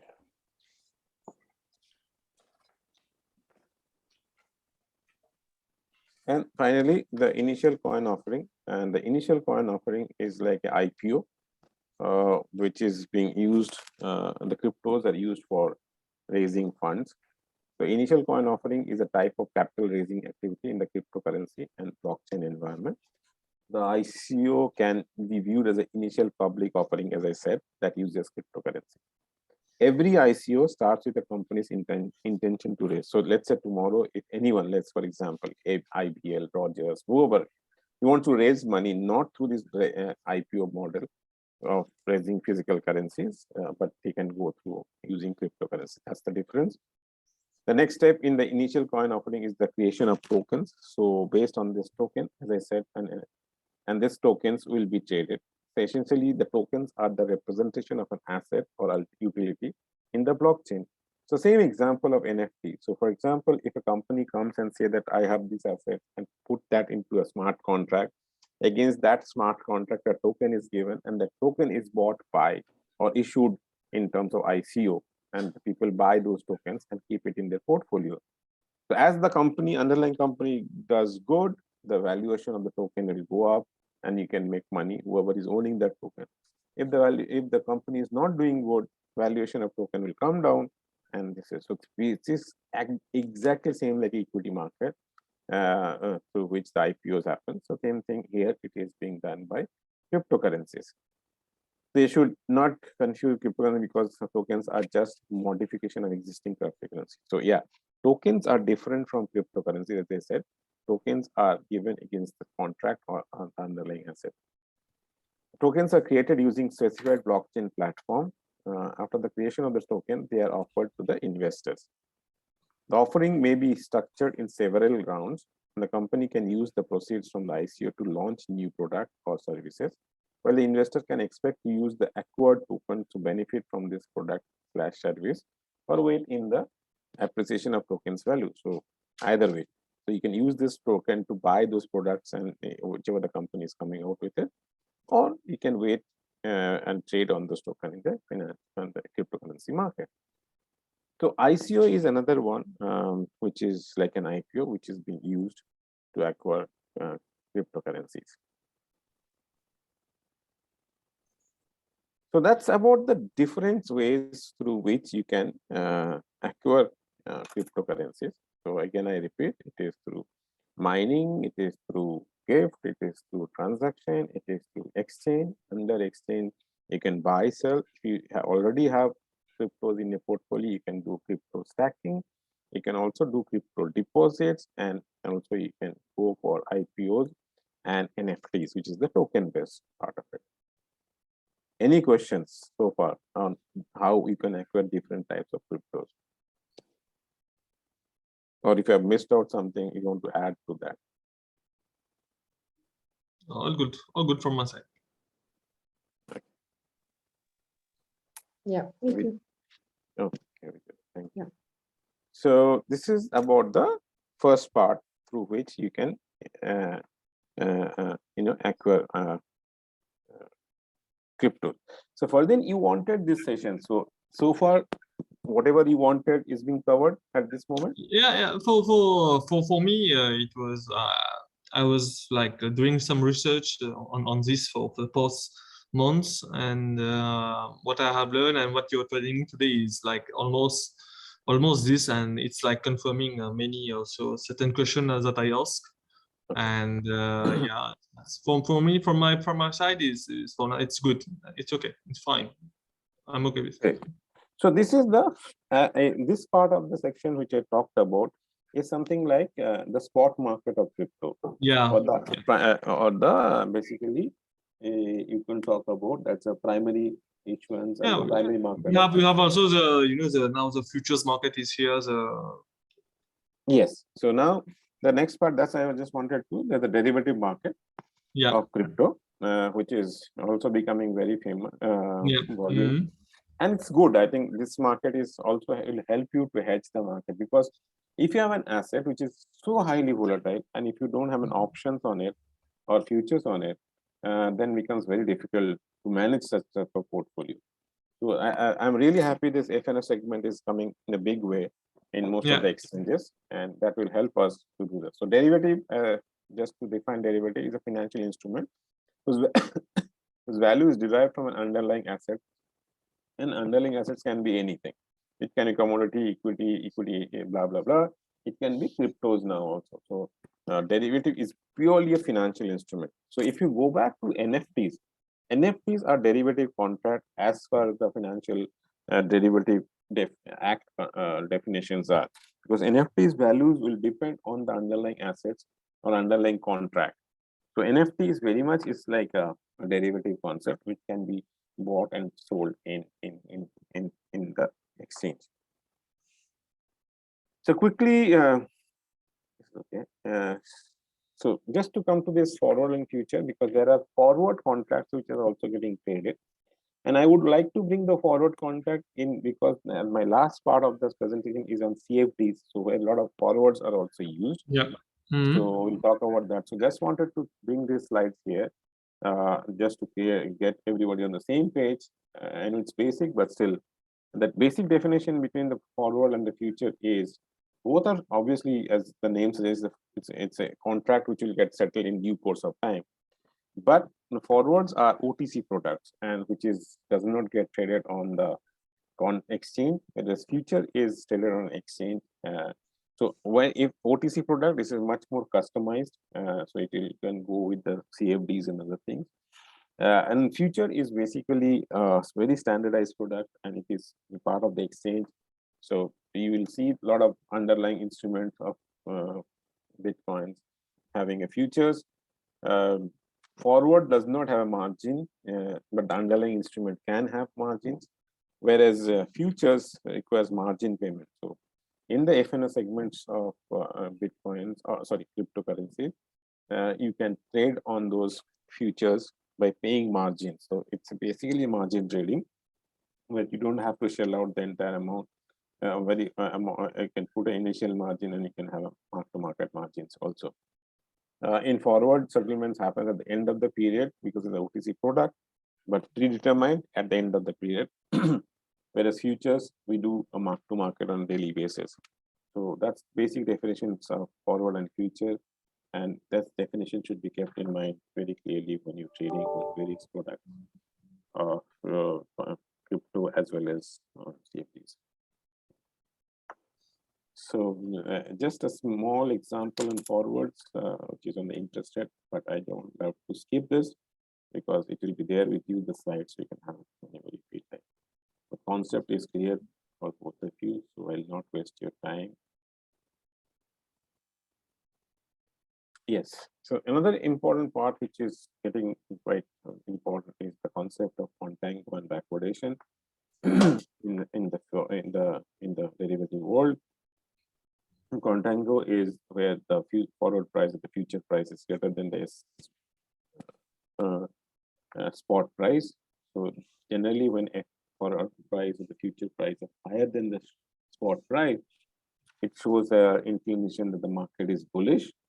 And if it's happening the backwardation, that means the spot is lower than the forward and future price, it is a backwardation or the market is bearish. So FNO segment, again, the point I want to bring out here is that FNO segment gives a lot of information to the investors or trader, because from that you can make out a lot of information coming from that, the bullishness and the backward. An option is definitely a very useful instrument to play around on cryptocurrencies, because option is a contract. It gives one party the right to choose. Option it gives one party the right to choose during the specified period of time a specified quantity of a specified asset, for instance, at a given price. So option is a asymmetrical instrument. It is not a simple as linear instruments like forwards or futures. So here the buyer gets all the benefit and the seller gets the only benefit is the premium which is getting, but the loss can be unlimited. So if you are bullish and if you're thinking of buying this at a certain period of time, the call option can be a good one. But if you're bearish, you can be long on the put option, which is basically buying the insurance type of sort of thing. So option world can be divided into various assets, and there can be crypto can also be part of that option world. Options are basically divided into two parts: the expiration part and the exercise. So if you can exercise on a regular basis your option, and it's an American option. If you can exercise on the maturity date, it's a basically an European option. Expiration means if the option will get matured. Exercise means that you want to exercise your right, which you as a whole buyer you have it. So you want to go and exercise that contract. And if you want to buy the underlying, you buy it. If you want to sell the underlying, you sell it, depending on which options which you have in your portfolio. So that's the way the option worlds work. It's a very absolutely asymmetrical part, and this asymmetrical because I'm saying because that's the character of the option world. And option is a good derivative products where the volatility is very high. And the underlying market has a very high volatility. I think option can be a good instrument to play around. And that's why bringing back this concept to the cryptocurrency world, this becomes a very useful instrument to hedge your portfolio. So let's, for example, if you're long on a call and if you're short on a put, that can definitely be a good spread which you can play around in a crypto world. So if you're long means you bought the call and you short the put. So basically, then from that perspective, you are really hedging your portfolio to some extent. It will be like an insurance product. It will be like If you're bullish, it will be like a short future combination of the two. So options are, as I said, there are two types: call and puts. Call option is something to buy, right? The buyer right, but not the obligation to buy, given the quantity of underlying asset at a given price and before given future date. And put option is basically something to sell. It's easy to understand. Call, when you want to buy a pizza, you call a pizza guy. You want to sell something, you put that product into particular. Let's say you want to sell a car, you put that into second car market, a second-hand car market, and you sell that car. So call is something to buy cheaper than the market. Put is something to sell higher than the market. That's the concept on the call and put. Any questions? No. No.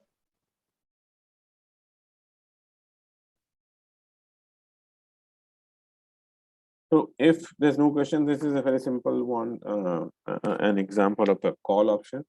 So perception, the price will rise. So buy a call at ₹4 of strike price of ₹140. So if the strike price is 140 and you want to buy a call, you have bought a call at giving ₹4, which you paid as a margin money.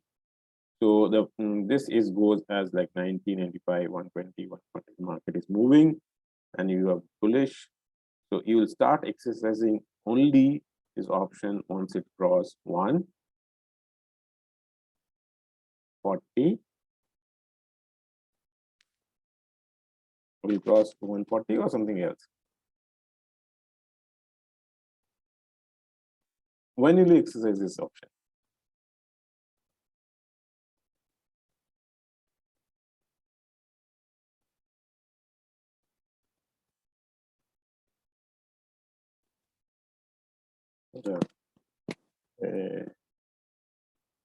The market is at 190. The current market is at 90 and the exercise option is 140. Will you exercise it? Yeah. No. Will you exercise the option or no? No. You will because not, because the premium is negative, you're going to lose a fall. Yeah, that's the only thing which you lose, because you can buy it from market at 90 rupees. Why you want to exercise at 140? Why you want to shell out 140 rupees? You will start exercising your option once the market cross 144. Yeah. Because 140 is the price plus 4 rupees premium which you paid. After that, it becomes a break even. So this is the concept of the call option. They will be starting buying and put option. If the market is you have bought a put option paying 16 rupees premium, strike price 140, price is 70. Will you exercise this? The exercise price is 140 and your spot price is 70. Will you exercise this option? This is a put option.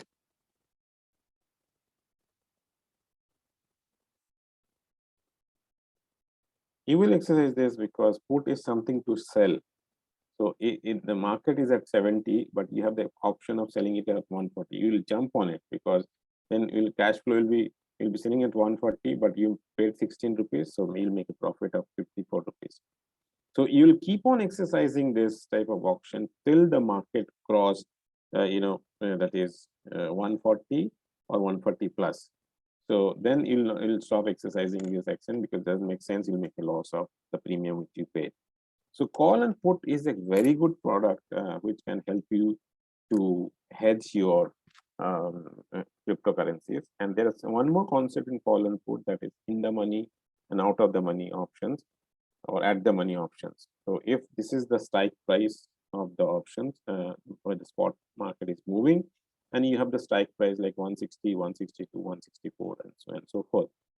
So if the upper part is call and let's say the lower part is put, so call is something to buy. So if you have the, let's say the market is at 160 and you have a call at 166, so will you exercise that in the money call? So it's something to buy cheaper, definitely. But this will not be exercised if you have a 172 market price. It will not be exercised the call. Reason is it will not be because it's not in the money, but it's out of the money options. But out of the money options are cheaper option. If you believe that the market will go up in due course of time before the option gets matured, you will buy out of the money options. Because out of the money options are always cheaper to buy, and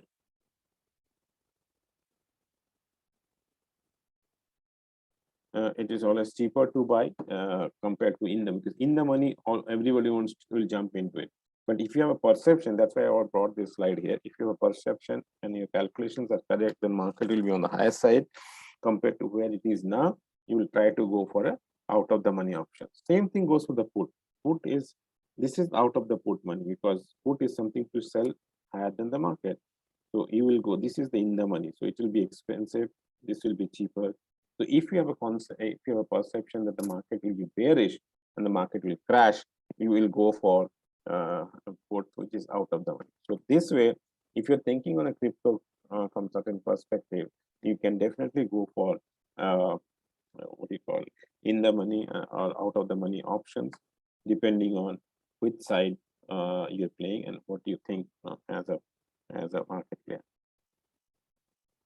So there are exotic options, which is now getting structured in a various ways. It used to be done in interest rate market, but now we are seeing a lot of exotic options are getting structured in some of the crypto exchanges. That's why I thought I should share case there. There are Bermudian option, which is playing on the spreads, and even the Bermuda is an OTC product bond, which can be exercised only on the coupon payment dates. Warrants, standard American options, options on futures. This is another thing to work on.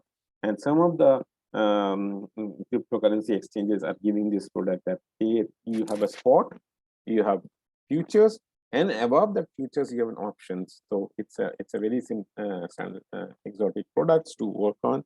That is, the underlying is not the spot market, but the underlying is the futures of the spot market. So it's a very structured product which is being given. So basically, if you cannot understand in the underlying market very well, then you can definitely think from getting these options, the options on the futures part of it, because that will give you protections from that perspective. So a lot of exotic options are also available on cryptocurrencies.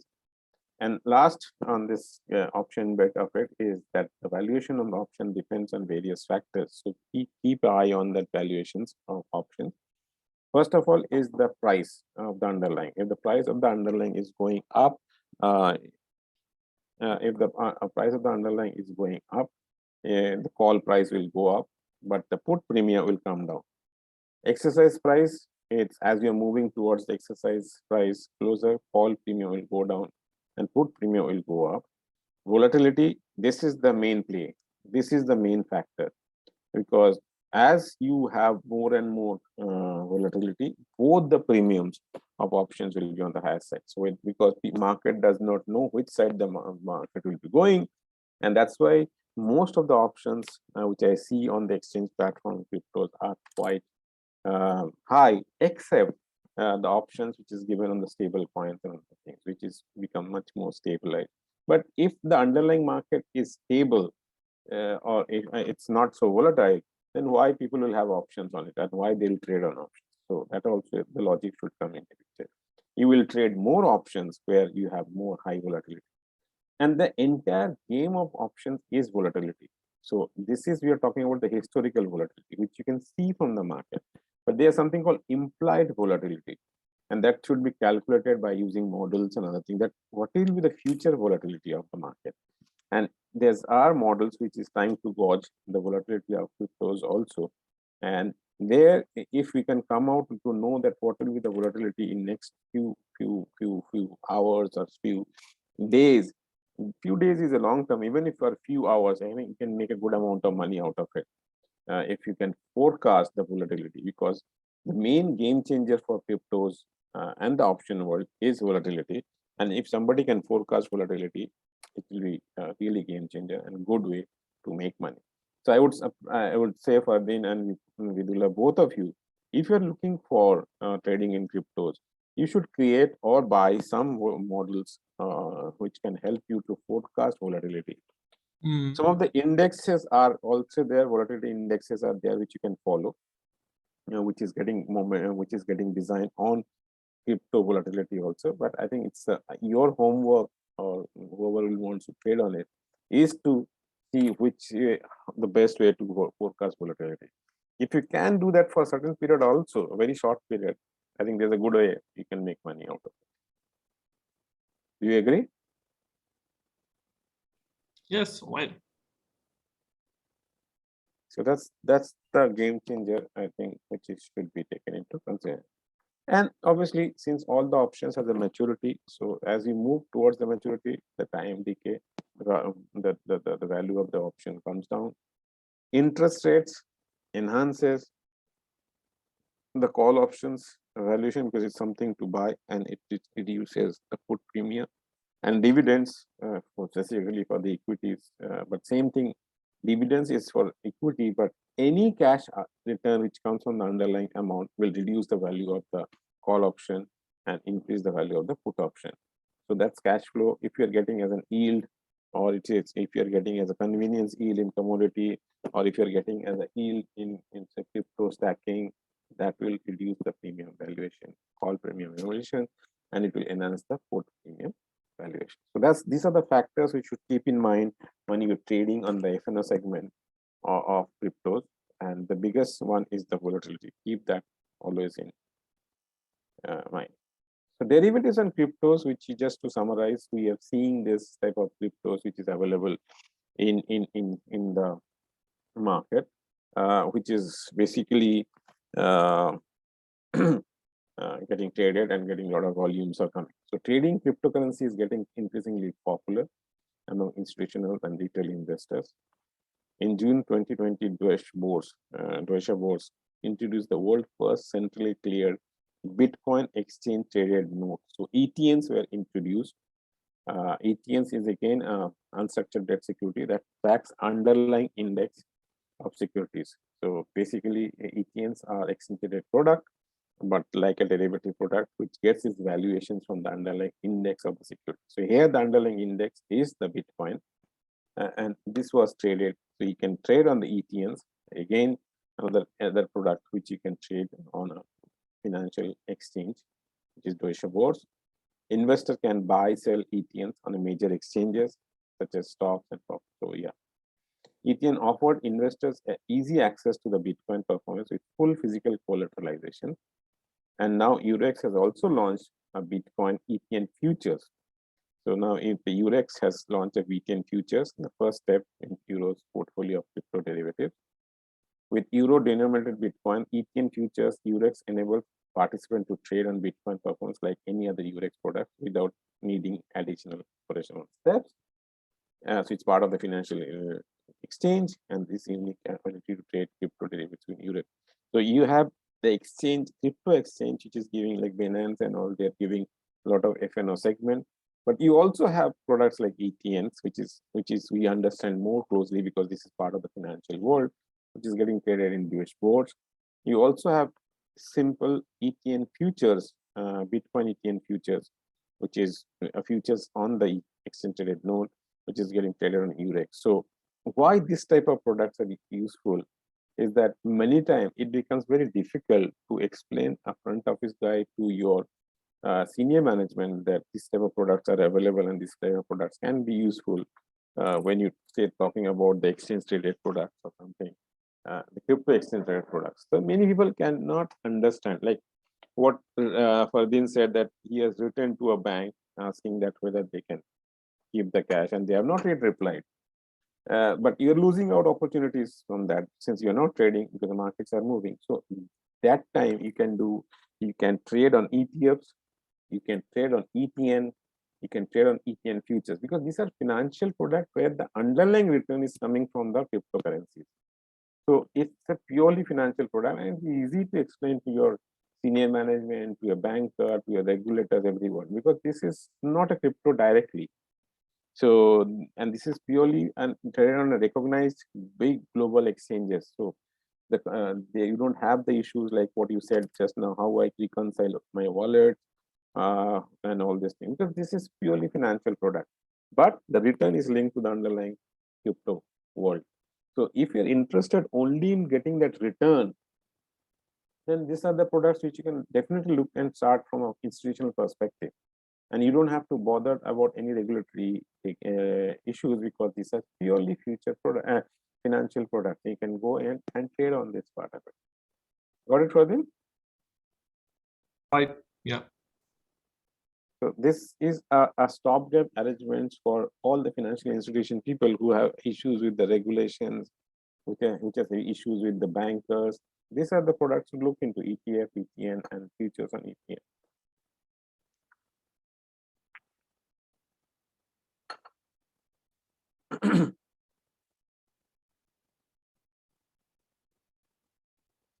And this is the last one, which is recently been launched again, and which I think Ferdin is not happy with.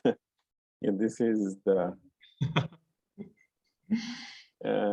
somebody is in J-Lo. Who is this J-Lo? Waiting at the room. Do you know who is it? Should I admit? Who's that? J-Lo? J-Lo.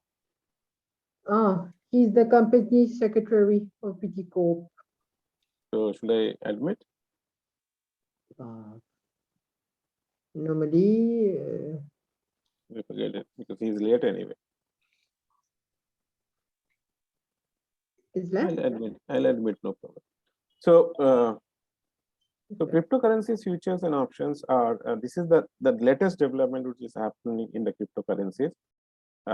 This is where you are talking about Bitcoin futures, and this Bitcoin futures is like 1/10 size of the Bitcoin. So this is futures which is being traded on the exchange platform, and the intention behind this is to bring the retail investors to bring into Bitcoin world. So it's not, so if you want to buy a very small amount of Bitcoin, it's very much possible, and it's a future contract, so you can freeze your price at this moment. So let's say if the today is $65,000 for some example, and if you want to freeze it and you think that it will go up to 63, so obviously then it's a loss for you because you can always buy from the market. But if you think it will go at 67, so let's freeze that at 67, and 1/10 of that you can buy it in your product and portfolio and keep it. So this is the latest version of cryptocurrency futures options part which is getting traded, and as I said, this is to bring the retail segment in a big way, so that if you cannot afford the big amount, then you can do that through this route. But you also have futures and options of different currencies, different cryptocurrencies, where you are trading and selling on the full amount and not on the small amount. Any questions? No, good.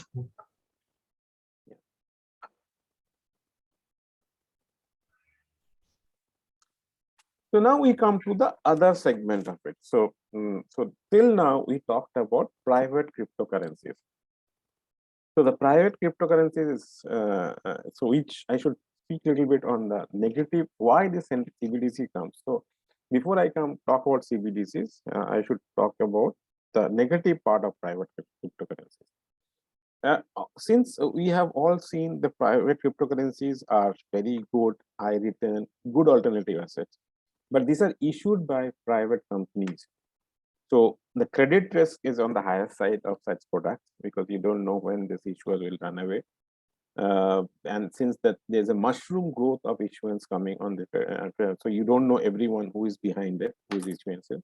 So you need to understand the rating of the issuers, and that is not available at this moment. So there's one big gap in the ecosystem of the cryptocurrencies is that nobody rates the issuers in a big way, like what you see in debt market and other things. So not much transparencies are there. That's the first thing.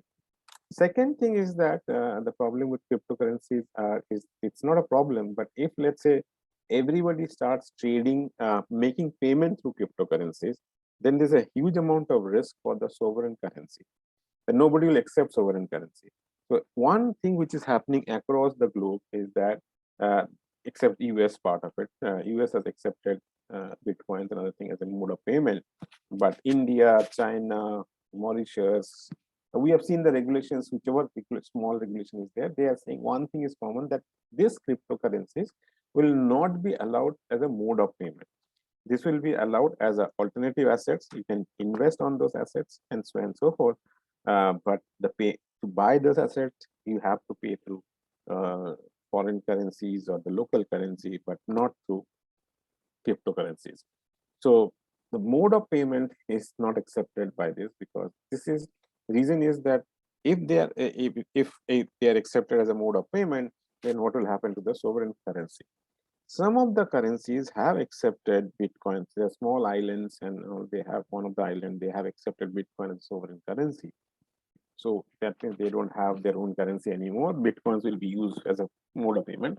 But the big economies will not accept that. Like, for example, why Mauritius will accept Bitcoin as a sovereign currency when they have a very strong rupee? Or why China will accept Bitcoin as a sovereign currency when they have yuan? So that's why this is the biggest risk comes from the private cryptocurrency. Two, and obviously volatility and other things are there, but those are not a direct concern for the central bank or the government. That is one of the concern, but not the direct concern. Direct concern is the competition from the sovereign risk side. Sovereign currency risk side. That means your sovereign currency will get hit if these currencies are get accepted as a mode of payment in any of the economy. For example, in Mauritius, let's say if you say that some part of Mauritius they accept, let's say all the hotels in Mauritius accept Bitcoin, then what will happen? Then they'll never accept foreign currency, and they'll not accept Mauritian rupee or dollar or anything. If this happens, then what is the risk you're carrying? Can you visualize? Let's say if nobody starts accepting Mauritian rupee and everybody starts accepting Bitcoin, what will happen to the economy? What is the risk it is? Visualize.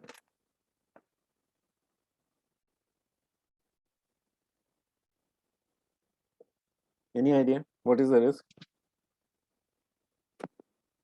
And this is a big risk, and I think operational, transactional, everything. So not operational transaction, because operational transaction is much easy because it's technology driven. The risk is your monetary policies. Yeah. So the risk is your interest rates. Interest rates. So the central bank will not have any power on the monetary policies. And if we don't have any power on the monetary policies, then the banks will not have the interest rates, and they cannot run the interest rates. That's one side of it. Second side of it is that when you have a central bank, and in a bad situations, you have a local currency which they can print if they require. Obviously, that has a negative implication on inflation and everything, but at least they can print some note and give it to the ministry, government to manage certain worst case scenarios. But if, let's say, it's a digital currency which is not under the control of central bank, then obviously that problem comes up, and then in worst case scenario, central bank, which is supposed to be the lender of last resort, they cannot do anything. So that monetary policy impacts is very high. Third thing is that, as I said, let's say if you're taking Bitcoin and it's only 21 million, which is the numbers of which at this moment. So obviously there's a supply constraint, and then again, if there's a supply constraint, then people will know that obviously it will be very high inflationary. The rates will be on a very high side. So to overcome all this risk, the concept of lender of last resort, the concept of monetary policy, concept of interest rates, and so on and so forth, the central bank digital currency comes into picture. So all central banks are thinking that, okay, since there's a private cryptocurrencies there, to be very frank, we always talk about electronic platform and all those things, but the CBDC's main intention to be coming out in this real world is to protect the sovereign currency from this risk of private cryptocurrencies. So that's why CBDCs are central bank digital currencies, same type like private crypto. So there will be the concept remains the same, like Bitcoin and CBDC will be same. So for example, Nigerian central bank has come out with e-Naira, which is called e-Naira. The Chinese central bank has come out with central bank digital yuan. So these are the digital currency which is issued by the central bank, and that will be used for a mode of payment. So, this, you should understand this: the private cryptocurrencies are good, and that will be for alternative assets.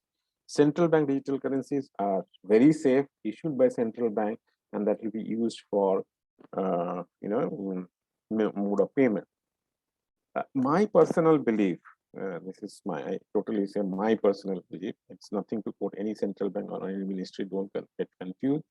I don't think any central bank or any ministry of government should ban private cryptocurrency. They should be allowed to trade, but it's full of regulations.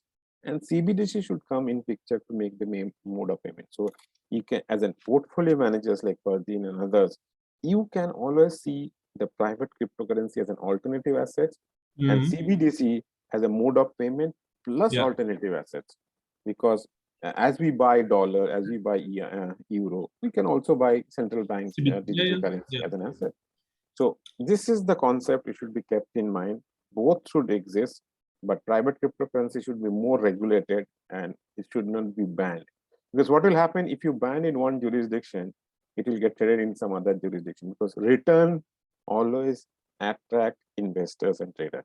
And the returns are on the higher side in private cryptocurrency. That you have to be accepted this. So that's the theory behind central bank digital currency. It's simple terms. CBDC is the short form of central bank digital currency, an electronic form of central bank money that citizen can use to make digital payment and store value. So it's like, it's a Bank of Mauritius is targeting to come out with a CBDC by next year. So it will be like a sort of a e-rupiah or something, whatever the name they want to give it. CBDC offers three main elements: a digital currency issued by central bank. That's the biggest thing, because it's backed by central bank, so it will not default, and it will like any sovereign currency, and universally accessible. Definitely it will be universally accessible because it is issued by central bank in that particular jurisdiction. It will also be very useful for in cross-border transactions because it is issued by central bank. If a country issues CBDC, its government will consider it to be a legal tender, just like a fiat currencies. Both CBDC and physical cash would be legally acknowledged as form of payment and act as a claim on the central bank or government. So it will be the liability of central bank, because if you see the balance sheet of central bank, currencies are the liabilities of central bank. So even CBDC will be the liability of central bank, and there's no central bank which is thinking that they will replace all the physical currency. It's not possible. Whatever we say that we want to make it more digital currency, there will be CBDC and there will be some physical currency. There'll be because if you read some of the papers which is coming out on CBDC by Central Bank of France and other things, one point has come out very drastically. Some of the central bank has said globally, if we replace all physical currency by CBDC, there will be a lot of political instability, because many of the politicians will not allow to come out with the full-fledged CBDC, because physical cash is required. You all know that. There's a lot of backlash will come if we replace entire physical cash with CBDC. The reason is because CBDC is easily traceable. If it's a part of the blockchain, all transaction will be known, and it will be legal, and it will be nobody can hide anything. So that's why in none of the society in the world will allow CBDC to replace physical cash. But CBDCs will be introduced and the physical cash will be reduced. Anyway, I'll show you a graph which shows that the usage of cash, physical cash, is reducing like any damn thing. So I think all of us who are sitting in this session, hardly we use physical cash on a regular basis. we use physical cash very less, because either you're using credit card, we use debit card, or you use payment gateways to make the payment. So the usage of cash is getting reduced, but some segment of people still have cash, and they will definitely have a backlash if you CBDC in a bigger way and replace all physical cash. So this is the diagram graph I was talking about. I've taken this graph from Bank of England, which is trying to come out with a CBDCs also very soon. And this is, the usage of the cash, and see the drastic decline in the usage of the cash. It is going drastically down, down, down. This is the developed country, but the less developed countries or developing countries still will have some. The graph may be somewhere like this, but everywhere in the world, the usage of cash is going down. That is taken for granted. The degree of the graph or the slope of the graph may differ from country to country, but the usage of cash is going down drastically. But the debit cards, the automated credit cards, and those things are in the rise. People try to use quite a bit of debit card. So you'll see in due course of time when the CBDC comes, it will also have people will start using the CBDCs through their debit cards or through their debit cards, definitely, because that will be part of their wallet, and if the wallet is connected to the debit card, they can use that. So CBDC is nothing but is the digital currency, same like private cryptocurrency, but issued by the bank. Another difference which CBDC will be bringing, which we didn't talk about in private cryptocurrency, is the blockchain technology is a very expensive technology, and it has got not only from a financial expensive part, but it has got a lot of energy and other issuance problem, because creating the nodal points are very high energy consumption is required, and it leads to a lot of carbon emissions and other things. So a lot of backlash is there from that perspective. So CBDCs are coming more of token based currency compared to blockchain based currency. So the technology will be much easier, much faster to work on, and if it's a token based. So basically the token will be like we have explained the NFTs and how the token work, and same concept of token will be used in CBDCs. I'll take for any questions. No. No. So CBDCs will be doing all these functions as we will be coming here. So it will be supporting a resilient payments landscape. So it will be very fast, more efficient. The time lag between the clearing and settlement and the transactions will be very low. It may be sometimes real time or at least near real time. Avoiding the risk of new forms of private money creations. So this is the point which is the biggest threat for CBDC. Avoiding the risk of new forms of private money creation. So any jurisdiction will not like, the government as well as the central bank will not like that there's a private company which creates money. So that's the role of a central bank and supported by government. So this is the risk they are trying to avoid by issuing CBDCs. Supporting competition, efficiency, and innovations in payments, definitely, because the private cryptocurrency has shown a way how it can be efficiently done, and the governments and central banks will take that and try to launch it on this. So it will definitely be more efficient systems. Meeting the future payments needs in digital economy, definitely, but theoretically, yes, it can replace the complete physical form of currency, but in practical world, it may not be. It will not be done. Some percentage it will be done, and some percent still the physical cash. Improving the availability and usability of central bank money, yes, because it will be token based and it can be utilized properly. Addressing the consequences of decline in cash, yes, as we have seen the earlier graph, the cash is declining. Obviously, that can be replaced by CBDC, and they can play a major role in this. As a building block for better cross-border payments. As I said correctly, it will be very efficient. CBDCs can be very efficient for cross-border payments. It will be very fast, because if we have a uniform technology between few central banks, it will work very efficiently, and there will be no bottleneck, because everything can be checked quickly, and based on that, transactions can be done very efficiently. So I visualize by next 5 years, you'll see quite a bit of central bank coming out with CBDCs, which will be real in the real world, and the cross-border transactions will be much more safer and much more faster because of CBDCs. This is one of the biggest advantage you'll have if you have CBDCs, because nowadays sometimes cross-border payments takes very much delayed because of KYCs and other things. So if you have a uniform platform If you have a uniform platform for KYCs, this cross-border payments can be much faster and much more efficient. And it will also reduce quite a bit amount of things for anti-money laundering, terrorist financing part of it, because this is whatever system CBDC goes for, whether blockchain or not blockchain, the entire system can be traced to the last point. It can be audited. All the database can be there.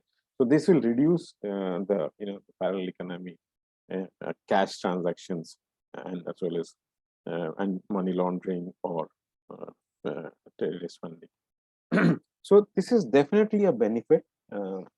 There's no doubt about it, and that's why quite a bit of central banks are moving towards it in a big way. So the structures more or less should be something like this of digital currency CBDCs. The central bank core ledger.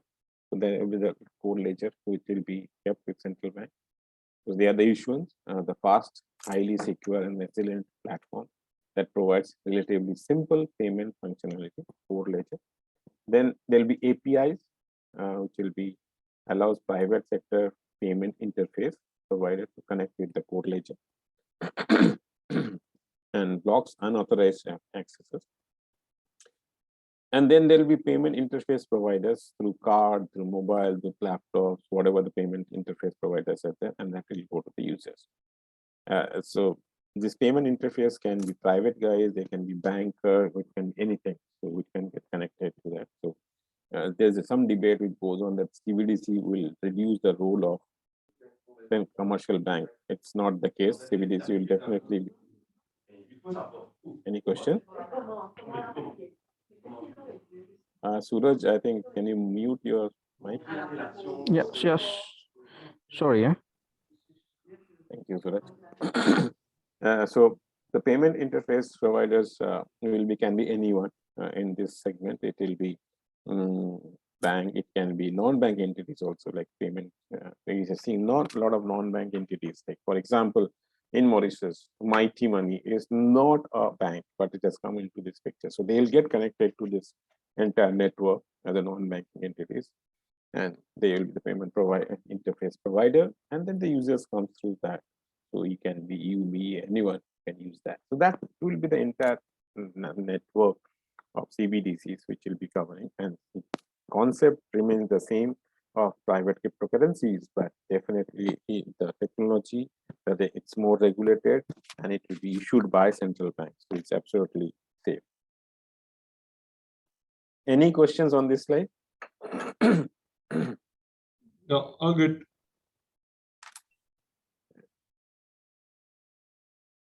Okay, so that's this is a graph which I took it from BIS, and you see quite a bit of central banks are working, and already there are live retails, which is then Bahamas. They have already come out with a live retail CBDCs. It's a live thing which is going on.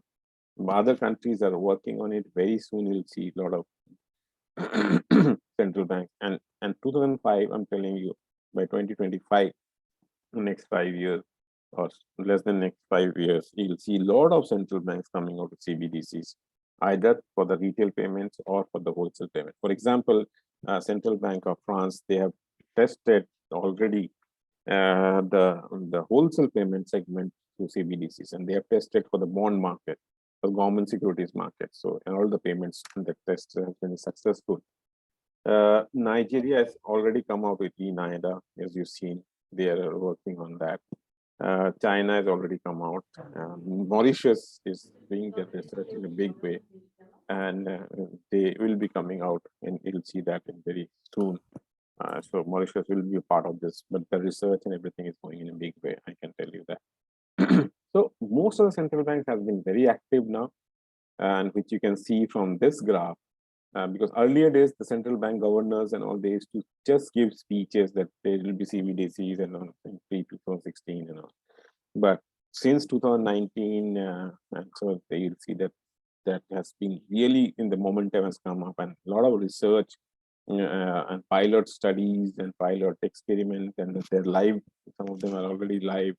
So this market is also getting busy now, and CBDCs can also be part of an alternative asset. So obviously it is part of payment gateway, payment mode of payment, but it can definitely be an alternative asset for your portfolio.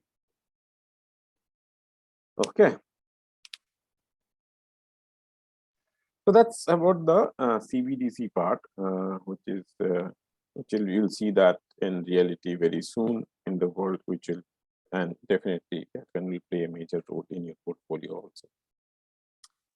Just to summarize the crypto part of crypto section, I brought this slide, which is called crypto ecosystem. So crypto ecosystem has various segments now. We are seeing that. So we have, you see that the financial services are here. We're giving quite a bit of crowdfunding, lending, banks, real estate. They are part of the crypto system. Like you can definitely trade and keep their money into the banking system. You can make payment to some extent the real estate in other countries. So financial services are becoming part of the ecosystem. We have cryptocurrencies, which is the coins part of it. The main assets are cryptocurrency assets. We have the wallets, which talked about. There are many wallets, hot wallet, cold wallets, and these are available to you. We have blockchain systems, various different blockchains, Ripple, Tendermint, multi-chain, chain, Hyperledger. These are the private blockchains. There are public blockchains, and this is the basic technology behind cryptos. We have miners in a big way, which is this population, as I said, is not very big, but there are quite a bit of miners, which is there who comes and talk about it. So miners are there, and then you have technology company, distributing computing company, and data storage, which is playing a major role in the entire ecosystem.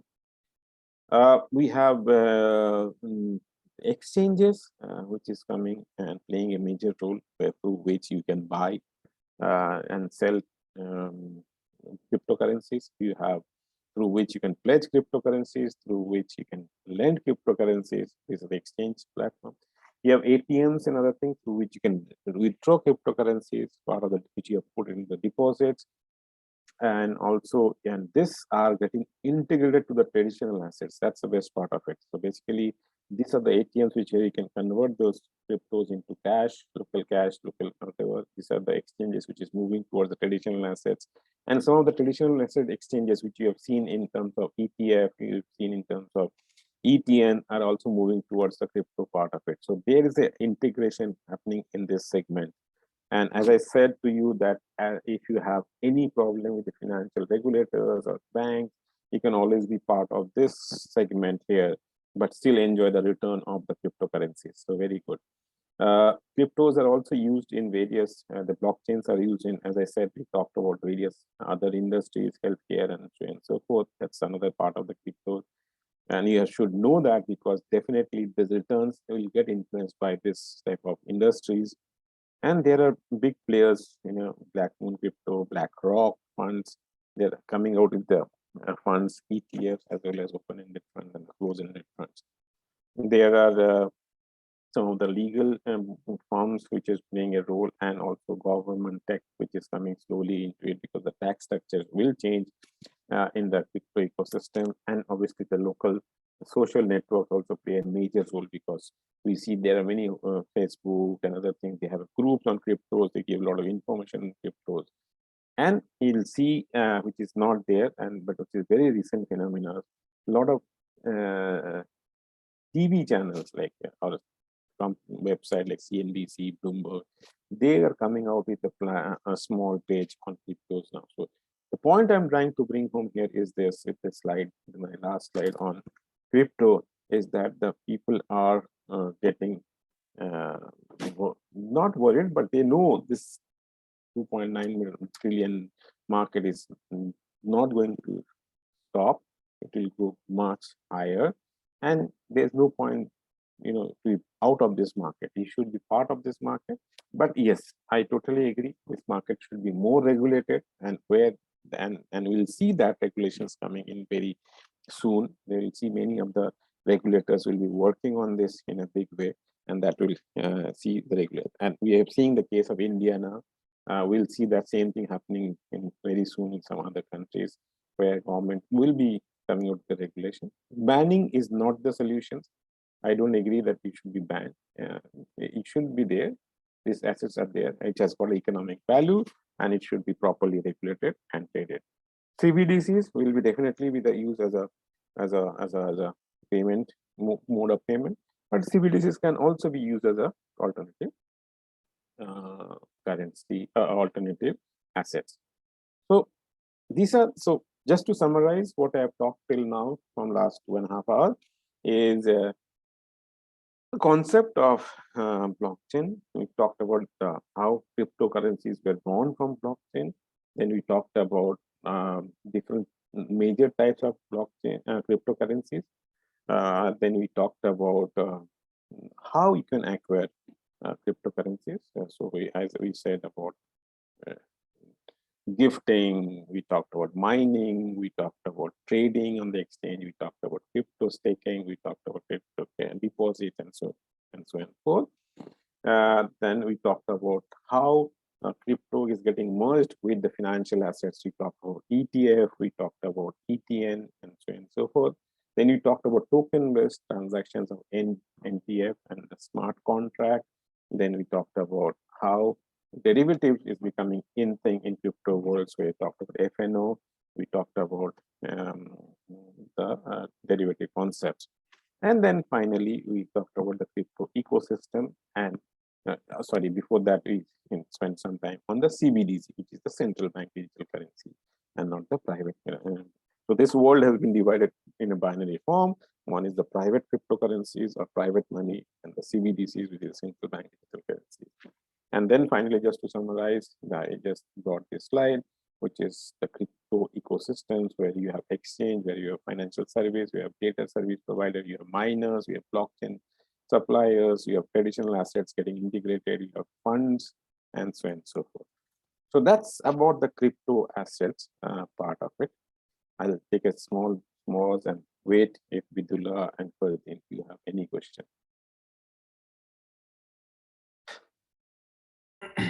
No question from my side. It was well covered. It was well covered. Yeah.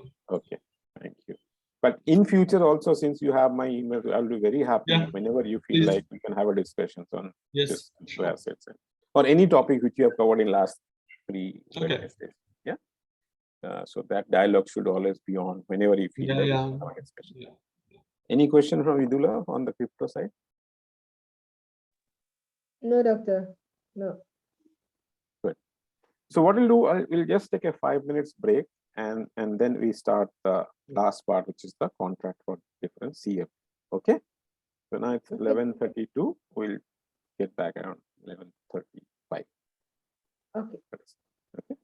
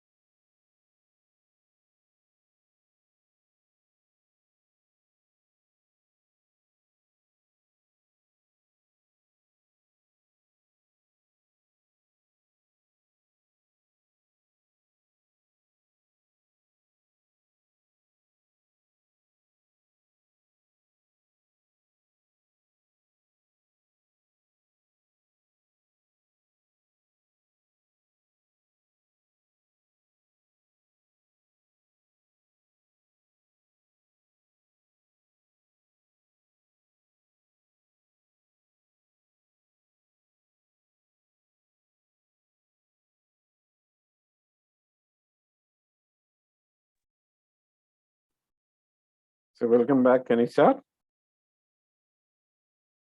Yes, sure. Yeah. So let's come to the last segment of this session as well as the training part, which is the concept of CFD, which is again which came from your side, and which is a very interesting product to deal with. So basically, this entire product is dealing with the spread. It's a spread between bid and offer. So we all know what is spread in a financial market, and this product deals with the spread initially, and it's a in the two spreads you start making more money. And when I say two spread, it's two different time of spread of buy and sell. So what is the contract difference? It's CFD is a contract made between a buyer and a seller to gain exposure in an allowable underlying instrument without having to take ownership of the underlying instrument, where the difference in the settlement between the open and closing date price of settlement. So basically, it's a contract again, where it's deriving its value from the underlying. So from a financial act perspective, it can be clubbed under derivative. There's a lot of, again, some of the countries don't like this concept. So we'll talk about that at the end of the session. But this is a financial contract where you are doing a leverage trading. So trading is done based on the products, based on the margin and not the full amount. So margin and leverage, CFDs are leverage product. You try to say a leverage product. You don't need to pay the full value of your exposure in order to trade. So that's the best part of it. Like it's purely margin trading, the way you do futures and options trading, the same way here is. Margin represents the security deposit that you are required to provide when you first open a position and thereafter throughout the term of the CFD for the period of the CFD. Generally, leverage enables you to spread your capital further. It's important to keep in mind that your profit or loss will be calculated on the full size of the position. Although you're paying the margin, but it will be like how many contracts of CFD you have taken, 100 and 200. So the profit and loss will be based on that. There's no maximum gain on your trading position. It can go wherever you feel like, but the market values moves down, you may lose out the entire margin money or mark-to-market money which you have kept it. So there can be, from that perspective, it can be a risky thing to work on. So basically, a contract or a difference is an agreement between an investor and a CFD broker. There are many CFD brokers, and that's why it's mostly CFD is an OTC product to exchange the difference in the value of a financial product, security, or derivatives between time of the contract open and closes. So underlying instrument can be anything in this. So whichever has got a bid and offer rate, that can become an underlying for it. You trade with the CFD brokers, and CFD brokers will settle that. So it is a purely OTC product. Okay. Any question on this, on the basic thing? Yeah. Okay. So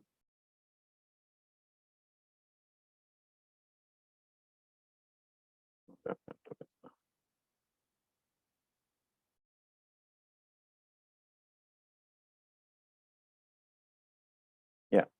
So just to summarize what I said, trading in CFDs and investing in shares, cost of position is very low, but exposures you get high. That's the benefit of trading in CFDs. Whereas in actual shares, you cost of positions and exposures are more or less same. So this is a good way of getting more momentum in your portfolio. Now, without shelling out quite a bit of cash flow for this. So spread and commissions, how it is done with CFD trading, you're always offered two prices based on the value of the underlying instrument. So the buy price is the offer and the sell price is the bid. So you buy, and this is your offer. There's an offer given, buy price, and the sell price is the bid. From counterparty's perspective, the price to buy will always be higher than the current underlying value, and sell price will always be the lower. So price to buy will always be higher than the current underlying value, and sell price will be also there. The difference between these two prices is called the CFD spread. So the buy price offer is the price price at which you start are open in the contract, a long position, and you close your position when you sell. So sell price is the price at which you open a short position, and you close your position when you buy. So basically, the spread is the buy price is 1205 and sell price is 1200. The spread is the difference between the buy and the sell. So you play around this contract with this as the spreads which you have, and this helps you to understand the CFD part. So this is the way the CFDs is taken into consideration. It's purely leverage product, as you said. You don't have to take the underlying delivery, and the settlement is done purely by cash. That's the difference between the cash settlement is always done. That is, the settlement is done through the difference between this spread and the when you close down the contract, what will be the spread there, and between that you make the profit or you make loss. Loss is basically the margin money which we already put into that will go out if you're trying to make a loss. For example, just to see a contract, just to see how the CFD works. For example, if you expect a price of a gold to increase, you may want to open a position with CFD on gold. You may open up, for example, if you expect the price of the gold to increase, you may want to open a position with the CFD on gold. So you are bullish on gold. So imagine a quoted price of dollar so and so 1200, 1205. This is a bid and ask spread. So bid is this and ask is this. And you buy 100 CFDs on gold because you're bullish on it. You think the market will be on the higher side, taking a long position. The size of the position taken is illustrated below. So you have taken a gold, sell price this, buy price this. So the spread is obviously this is the amount which you're taking a position. Now imagine the price of the gold increases as expected, and the profit for this trade is illustrated below. So sell price, so this was the buy price, bullish, we are closing the contract by selling. So that is the sell price is this and buy price is this. So it has gone up drastically as we expected. So the profit is the 100 CFDs, so 100 into the price at which we are selling and the price which you have contracted at that time. This is the profit you book. So you have not paid any full amount of it, but you booked this profit from this type of CFDs. Again, I repeat, CFDs is purely OTC contract, and it is done through some CFD brokers where you can do such type of contract. Any question? No. Yeah.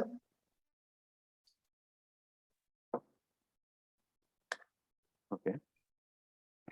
So margin trading examples, as I said, it is basically what is margin in CFD trading. Leverage trading is also referred to as a margin trading. And this is because the funds required to open and maintain a position known as the CFD margin, which you keep it with the broker, are only part of the total trade size. Or sometimes you can keep it with the custodians, or banks, clearing bank. There are two types of margin we should be familiar with when trading CFDs. Further, any question? No. There are two types of margin which you should be familiar with in trading CFDs. One is obviously the deposit margin, which you start the position, and maintenance margin, which comes with the mark to market of the position. So this may be required if your trade starts making losses. So if you're doing a mark to market, and if it reaches the deposit margin or below the deposit margin, then you have to bring more margin to the deposit margin or at the level of the deposit, whatever the additional funds held in your account. The margin is required depends on the deal offered by your broker and varies between asset classes. Obviously, it will depend on the underlying market, underlying asset, and mark to market. So it is purely a leverage product. You don't have to shell out entire amount, and based on the margin, you can do the trade. So example of CFD trades, long, short, and margin trading. The contracts for difference allow you to speculate on assets, price movement, obviously, because you're You don't have any underlying, so you are speculating on that perspective. And sometimes this type of trades becomes very difficult for you to do hedge accounting. You don't expect that your hedges, if you try to show this as a spread under the hedge accounting, you will not be able to do that. Your auditor will definitely catch you. So don't even think of putting CFDs under the hedge accounting part. Contracts for difference allow you to speculate on assets, price movement in either direction. This means you can profit not only when market goes upward, but it can also when it goes down. So if you believe the market will rise, you buy or go long. If you believe the market will rise, you buy or you go long. If you believe the market will fall, you sell or go short. So that's always the logic, that if you're bullish, buy it now because market will be going up. So in advance, if you bearish, then you sell it now because market will be going down. So when you open CFD position, you select the number of contracts you would like to trade, and your profit will rise in line with each point of market moves in your favor. So that's what we saw in the last example. 100 is the contract. So you whatever the contract is into the difference in the market price will be profit or loss depending on the underlying market. As simple as that.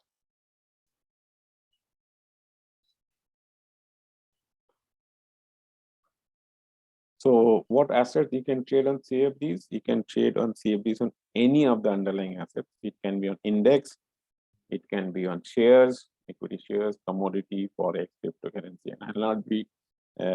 So you have all the assets which you're thinking in your portfolio. You can do CFDs. So most of the liquid. But yeah, you can get on ETFs also, no? Do you have your own ETFs or not? Yes, you can definitely ETFs. If you are offering the ETFs, you can offering on the exchange rate notes also. Yes. Wherever you have a bid and offer, the CFDs can be structured. Because it's an OTC product, it can be structured by the brokers and the CFD broker, and they can structure the product whichever way you want.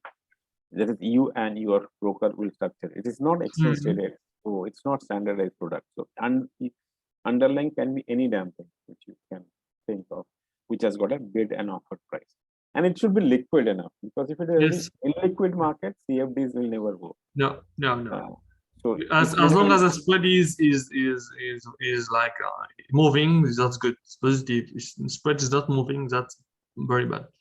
Precisely. So you may not have a good CFD on real estate market, which is very static market, but you can have a very good realistic CFDs on cryptos, forex, commodities, share market, equity, and indexes.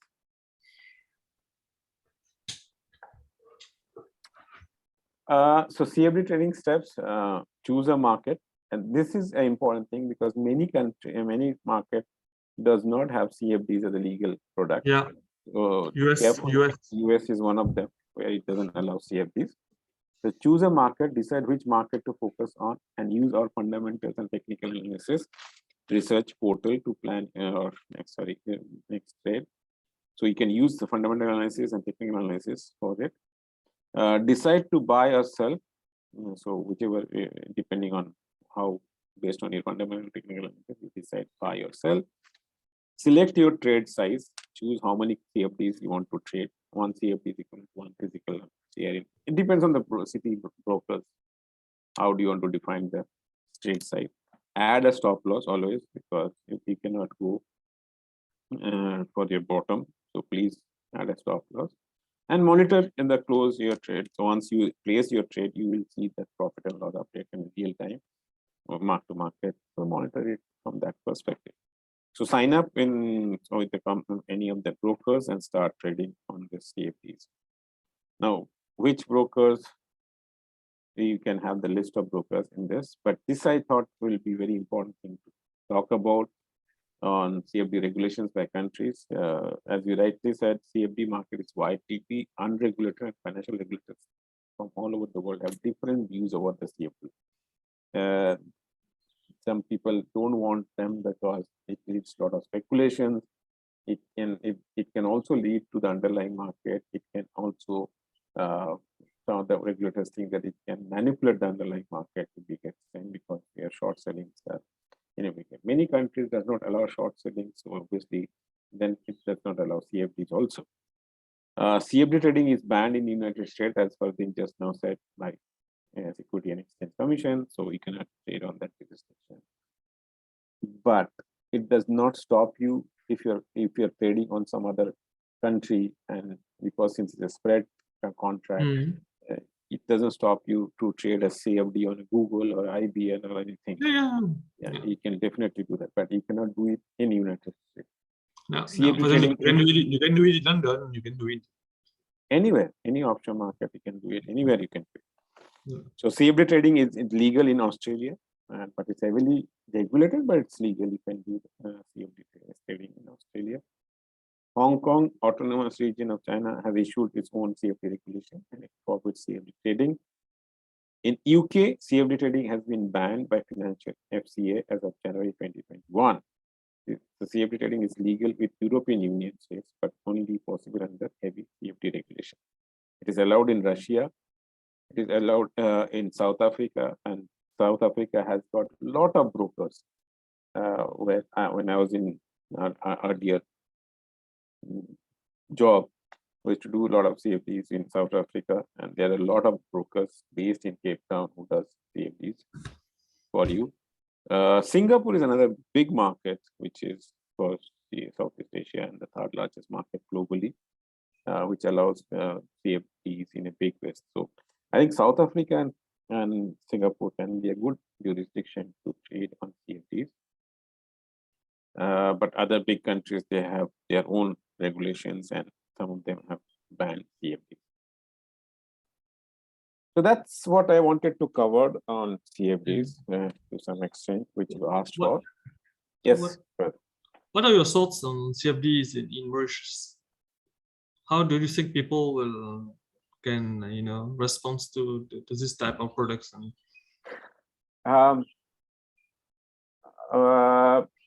One of the way we can to answer this question is that there can be some of the people who are sitting inside the Black River and others. They will be interested for you to come because they are used to this product in that part of the world.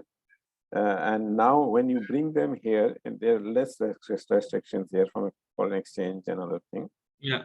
So it will be very useful for them, which they couldn't do it in South Africa and something. So they will definitely be interested in that.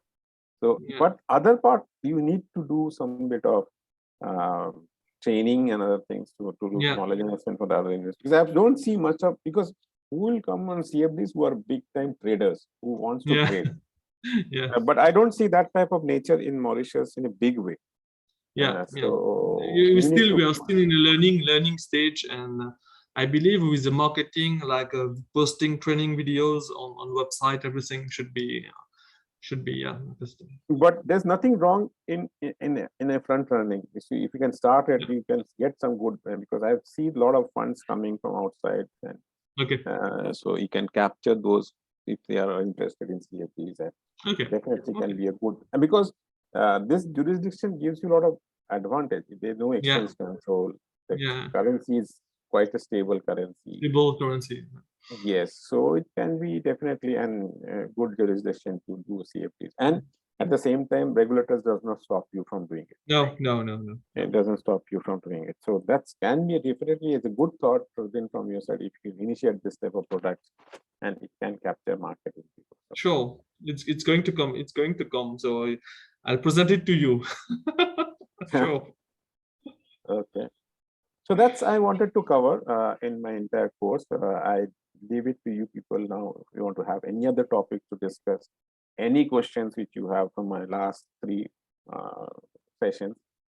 So I'm happy to discuss that. It was really like 4 weeks. It was really like, for me, it was very refreshing. So it's been years how that get back to like the books, and it was only so it was very refreshing, very good session for me, and getting back to these type to theories, everything, and also practical things. And it was for me it was very positive, very good session. And I'll try to keep in touch with you for for summers.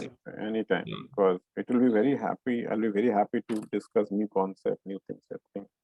Sure. If you're looking something to on the crypto side, definitely you can do Yeah, that. yeah, yeah. And I also believe from we'll try to stay in touch with, and hopefully we meet one day. surely, why not? We should Yeah. meet one day. And anything on, if you're looking from a model building on artificial intelligence, we talked Yes. about last time, data warehouse, we can Yeah. have a discussion whenever. Okay. Okay. Sure. Sure. Vidula, you have anything to discuss? Any points which you want to share?